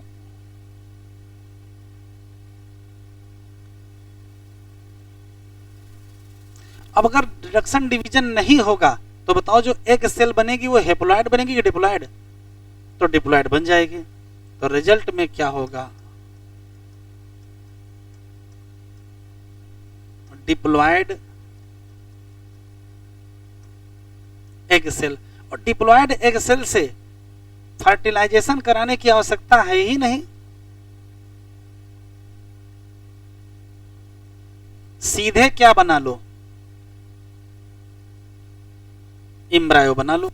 तो यदि diploid megaspore mother cell reduction division ना करके सीधे डिप्लॉइड एग सेल बना लेगी तो सीधे बिना फर्टिलाइजेशन के क्या बन जाएगा, इम्ब्रायो। और बिना फर्टिलाइजेशन अगर इम्ब्रायो बना तो ओव्यूल किस में कन्वर्ट हो जाएगा, सीड में कन्वर्ट हो जाएगा।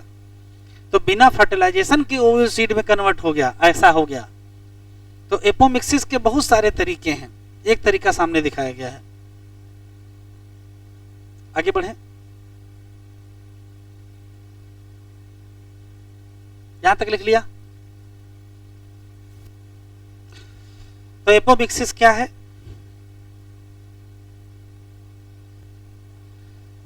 जब एपोमिक्सिस होगी तो बिना फर्टिलाइजेशन के क्या बना लोगे? सीड बनाओगे। तो उसके अंदर जो इम्ब्रायो होगा वो एपोमिक्टिक इम्ब्रायो होगा। फर्टिलाइजेशन हुआ नहीं, रिडक्शन डिवीजन हुआ नहीं है, तो कुछ जेनेटिक रिकॉम्बिनेशन तो होगा नहीं। तो जो एपोमिक्टिक इम्ब्रायो होगा वो बिल्कुल एग्जैक्ट कॉपी होगा किसका? पेरेंट का। उसको कहोगे क्या? क्लोन। 2 लाइनें और लिख लो। इन एपोमिक्टिक सीड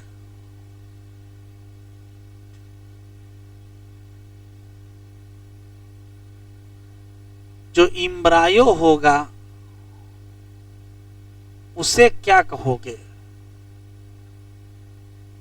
एपोमिक्टिक इम्ब्रायो। और एपोमिक्टिक इम्ब्रायो की खास बात यह होगी, जेनेटिकली आइडेंटिकल टू क्या? पेरेंट। इसी नाते इन सब को क्या कहा जाता है? इनको क्लोन कहा जाएगा। फिर सवाल आता है,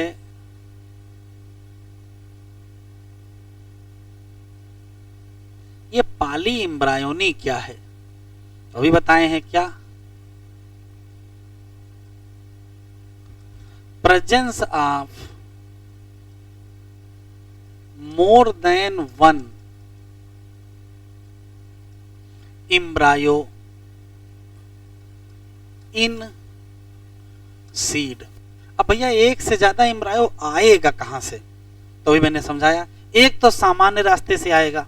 ऐसे देखो, जैसे मान लेते हैं कि ये एम्ब्रायो सैक है और ये न्यूसेलस है।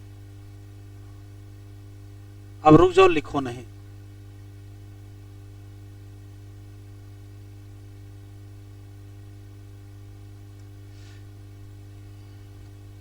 और ये इधर देखिए, इधर मान लेते हैं कि ये न्यूसेलस है और ये एम्ब्रायो सैक है, और ये मान लेते हैं एग सेल है। एग सेल आपको पहले से पता है क्या कि जो ये एग सेल है इसी से क्या बनेगा? जाइगोट। और इसी से क्या बनेगा? इसमें तो कोई शक नहीं है, ये तो सामान्य बात है। लेकिन हुआ क्या, न्यूसेलस की सेल क्या होती हैं? 2n। तो न्यूसेलस की जो सेल हैं वो डिवाइड करने लगे और इससे क्या बना ले? इम्ब्रायो बना ले। ध्यान से सुनिएगा, एक तो नेचुरल इम्ब्रायो जो बनना था वो तो बन ही गया और एक इस रास्ते से बन गया। तो अगर न्यूसेलस से इम्ब्रायो बन गया तो मोर देन 1 हो जाएगा। इस प्रकार की कंडीशन को कहते हैं न्यूसेलर पॉली इम्ब्रायोनी, जो कि कहां से बना? न्यूसेलस से बना। किसमें पाया जाता है? सिट्रस और मैंगो। अभी बनाओ नहीं, जरा सुन लो। तो ये क्या हो गया? तो कहोगे मोर देन 1 इम्ब्रायो, और इसको कहते हैं न्यूसेलर पॉली इम्ब्रायोनी। ये एनसीईआरटी में दिया नहीं है, न्यूसेलर पॉली इम्ब्रायोनी शब्द नहीं दिया है। कहां पाया जाएगा? तो न्यूसेलर पॉली इम्ब्रायोनी पाया जाता है किसमें? सिट्रस और मैंगो। अच्छा, एक तरीका और देखो, सब कुछ सही चल रहा था। ये है जाइगोट। नियम ये था कि जाइगोट की सेल डिवाइड करके एम्ब्रायो बनाएगी। जाइगोट डिवाइड कर गया। जाइगोट डिवाइड कर गया, ध्यान से सुनिएगा।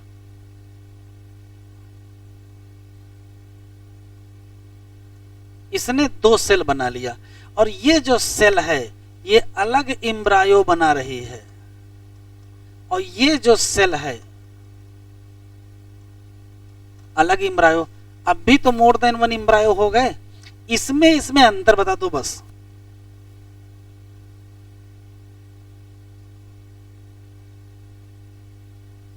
अच्छा, वाह भाई वाह।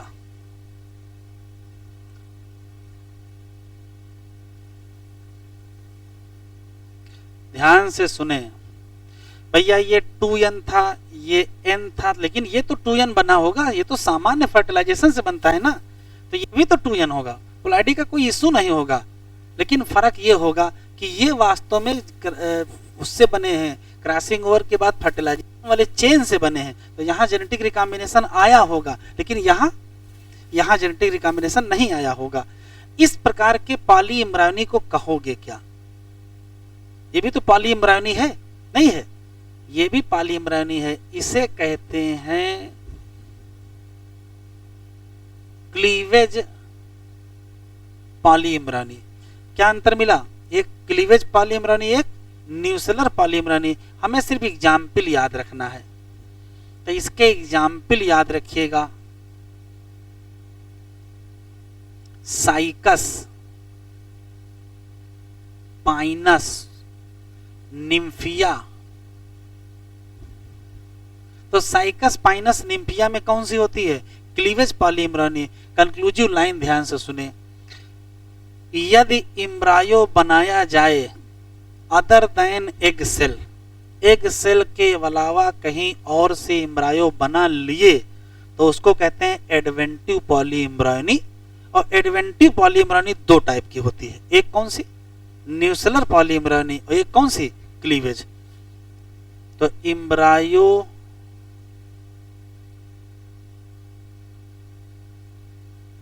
फॉर्मेशन अदर देन क्या?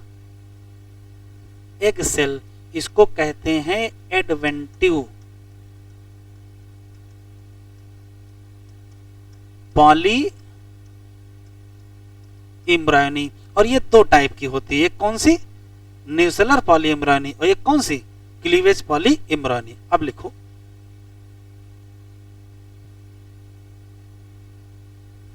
चलो 3 शब्द लिख लो, अब फाइनल कंक्लूजन। एक है एपोमिक्सिस, मतलब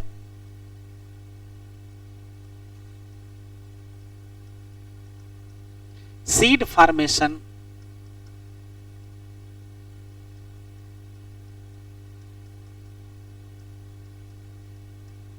विदाउट फर्टिलाइजेशन। और एग्जाम्पल,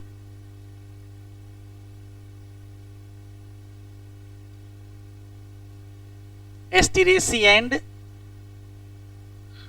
ग्रासेज। इतना याद जरूर रखोगे। दूसरा कौन सा है?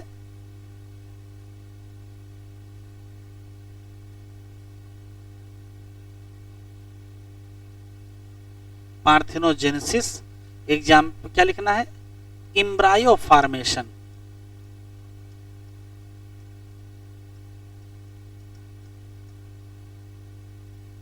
Without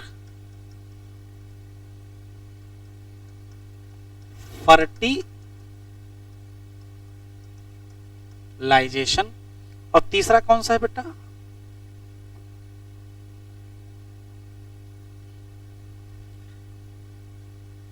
parthenocarpy. ये क्या है? तो fruit formation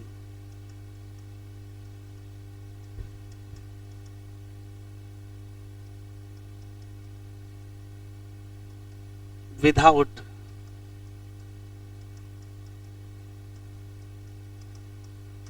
fertilisation.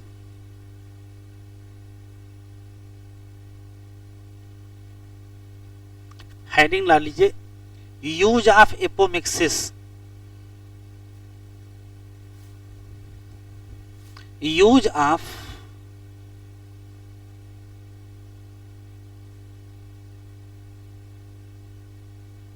in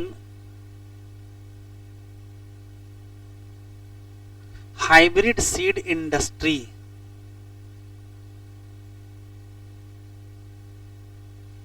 use of apomixis in hybrid seed industry. जरा दो लाइनें देख लो। जैसे मान लेते हैं कि किसी भी फसल, किसान जब कोई फसल बोता है तो अच्छे से अच्छे उत्पादन वाली फसल बोलता है, जिसकी यील्ड अच्छी हो, जिसमें उसके डिजायरेबल कैरेक्टर हो।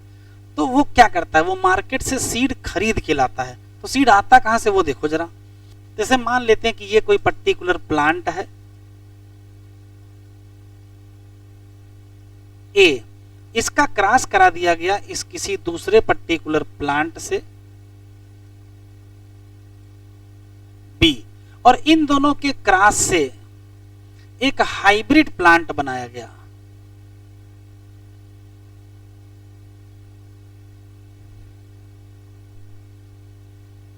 इस हाइब्रिड प्लांट की विशेषता यह होती है कि इसके कैरेक्टर और इसके कैरेक्टर कंबाइन होते हैं। तो इसमें क्या होगा, कंबाइन कैरेक्टर ऑफ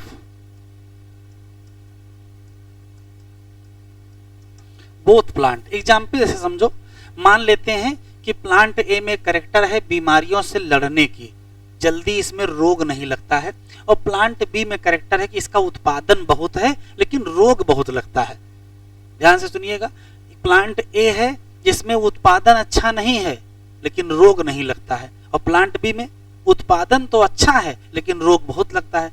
तो क्या किया वैज्ञानिकों ने, दोनों प्लांट का क्रॉस कराया और ऐसा हाइब्रिड प्लांट बनाया जिसमें बीमारियों से लड़ने की क्षमता ए के जैसी हो और यील्ड किसके जैसा हो, बी के जैसा हो। ऐसा पौधा बना लिया गया। ठीक है, अब बना तो लिया गया है लेकिन ये पौधा अमर तो नहीं है भाई, एक ना एक दिन तो इसकी भी क्या हो जाएगी, डेथ भाई। अब इसमें जो फ्रूट्स होंगे या इसकी जो उत्पादन क्षमता होगी वो बहुत बढ़िया होगी, लेकिन क्या ये अमर है, एक ना एक दिन इसकी भी क्या हो जाएगी, डेथ। तो क्या फिर से क्रॉस कराओगे, तो क्या किया जाए। अगर हाइब्रिड प्लांट का नेचुरल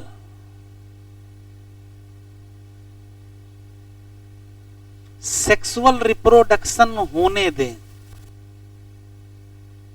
नेचुरल सेक्सुअल रिप्रोडक्शन का मतलब सामान्य पॉलिनेशन हो, फर्टिलाइजेशन हो, सब कुछ हो और सीड बने, तो क्या हो जाएगा,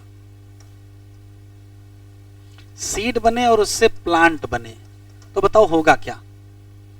तो जो अब जो प्लांट बनेगा उसके कैरेक्टर और इसके कैरेक्टर अलग होंगे। क्यों भाई, जब बाहर से कोई पॉलिनेशन हो जाएगा तो नया जेनेटिक कॉम्बिनेशन नहीं बन जाएगा, और हो सकता है कि ये दोनों कैरेक्टर क्या हो जाएं, अलग हो जाएं। तो अगर नेचुरल सेक्सुअल रिप्रोडक्शन करके सीड करके प्लांट बनाया तो क्या हो जाएगा, तो कहोगे सेपरेशन हो जाएगा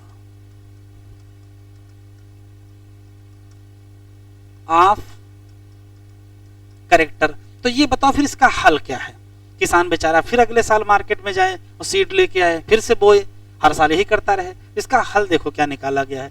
एक काम करते हैं, इस हाइब्रिड प्लांट में करा देते हैं एपोमिक्सिस। अब जब एपोमिक्सिस कराओगे तो सीड बना लोगे बिना फर्टिलाइजेशन, सीड फॉर्मेशन कर लोगे विदाउट फर्टिलाइजेशन। इस सीड को क्या कहोगे, एपोमिक्टिक सीड। ये बताओ इस एपोमिक्टिक सीड से जो प्लांट बनेगा उसमें कैरेक्टर यही होंगे कि नहीं होंगे, बिल्कुल सेम होंगे, क्योंकि आपने क्या नहीं कराया है, सेक्सुअल रिप्रोडक्शन कराया ही नहीं है। तो अब इससे जो प्लांट बनेगा वो मेंटेन करेगा किसको, हाइब्रिड कैरेक्टर। तो एपोमिक्सिस का क्या इस्तेमाल कर रहे हैं, बड़ी मुश्किल से ये हाइब्रिड प्लांट बनाया गया है। हमको पढ़ाने में तो 2 मिनट लगा है, हाइब्रिड प्लांट बनाने में 9 से 10 साल लगते हैं। तो हाइब्रिड प्लांट बनाने में बहुत टाइम लगता है, बहुत महंगी प्रोसेस है। इतना आसानी से कोई हाइब्रिड प्लांट नहीं बन जाता है कि आपने 2 पौधे लिए ऐसे कर दिए हाइब्रिड पौधा बन गया, ऐसा नहीं होने वाला है। ठीक है, जैसे एग्जाम्पल सुनो, इसके पास बीमारी से लड़ने की क्षमता थी लेकिन उत्पादन नहीं था इसके पास, उत्पादन ज्यादा था लेकिन लड़ने की क्षमता नहीं थी। और जब आपने क्रॉस करके हाइब्रिड बनाया तो हाइब्रिड में कैरेक्टर देखो, हाइब्रिड में 2 कैरेक्टर आए हैं। क्या उत्पादन ना करने की क्षमता यहां से आ गई है और बीमारी से न लड़ने की क्षमता यहां से आ गई है, मतलब कुछ भी नहीं बचा है, न बीमारी से लड़ रहे हैं न उत्पादन। तो डिजायरेबल कैरेक्टर कंबाइन होंगे तब न बनेगा हाइब्रिड प्लांट। बड़ी मुश्किल से मेहनत करके आपने बनाया और अगले ही बार क्या हो गया, सेक्सुअल रिप्रोडक्शन हो गया और कैरेक्टर क्या हो गए, सेपरेट। तो 5-7 साल की मेहनत बर्बाद गई। तो इसका हल क्या है, इसका हल यही है, इसकी क्या करा दीजिए, एपोमिक्सिस करा दीजिए और क्या बना लीजिए, सीड, बिना फर्टिलाइजेशन के। अब इस सीड का नाम एपोमिक्टिक सीड होगा। अब जो प्लांट बनेगा वो मेंटेन कर लेगा किसको, हाइब्रिड कैरेक्टर। तो किसान से कह दो ये एक बार हाइब्रिड वाला पौधा ले जाओ, इससे जो सीड बनेंगे एपोमिक्टिक वाले उनको आप अगले साल क्या कर सकते हो, बो सकते हो। तो इनसे ग्रो करेंगे प्लांट।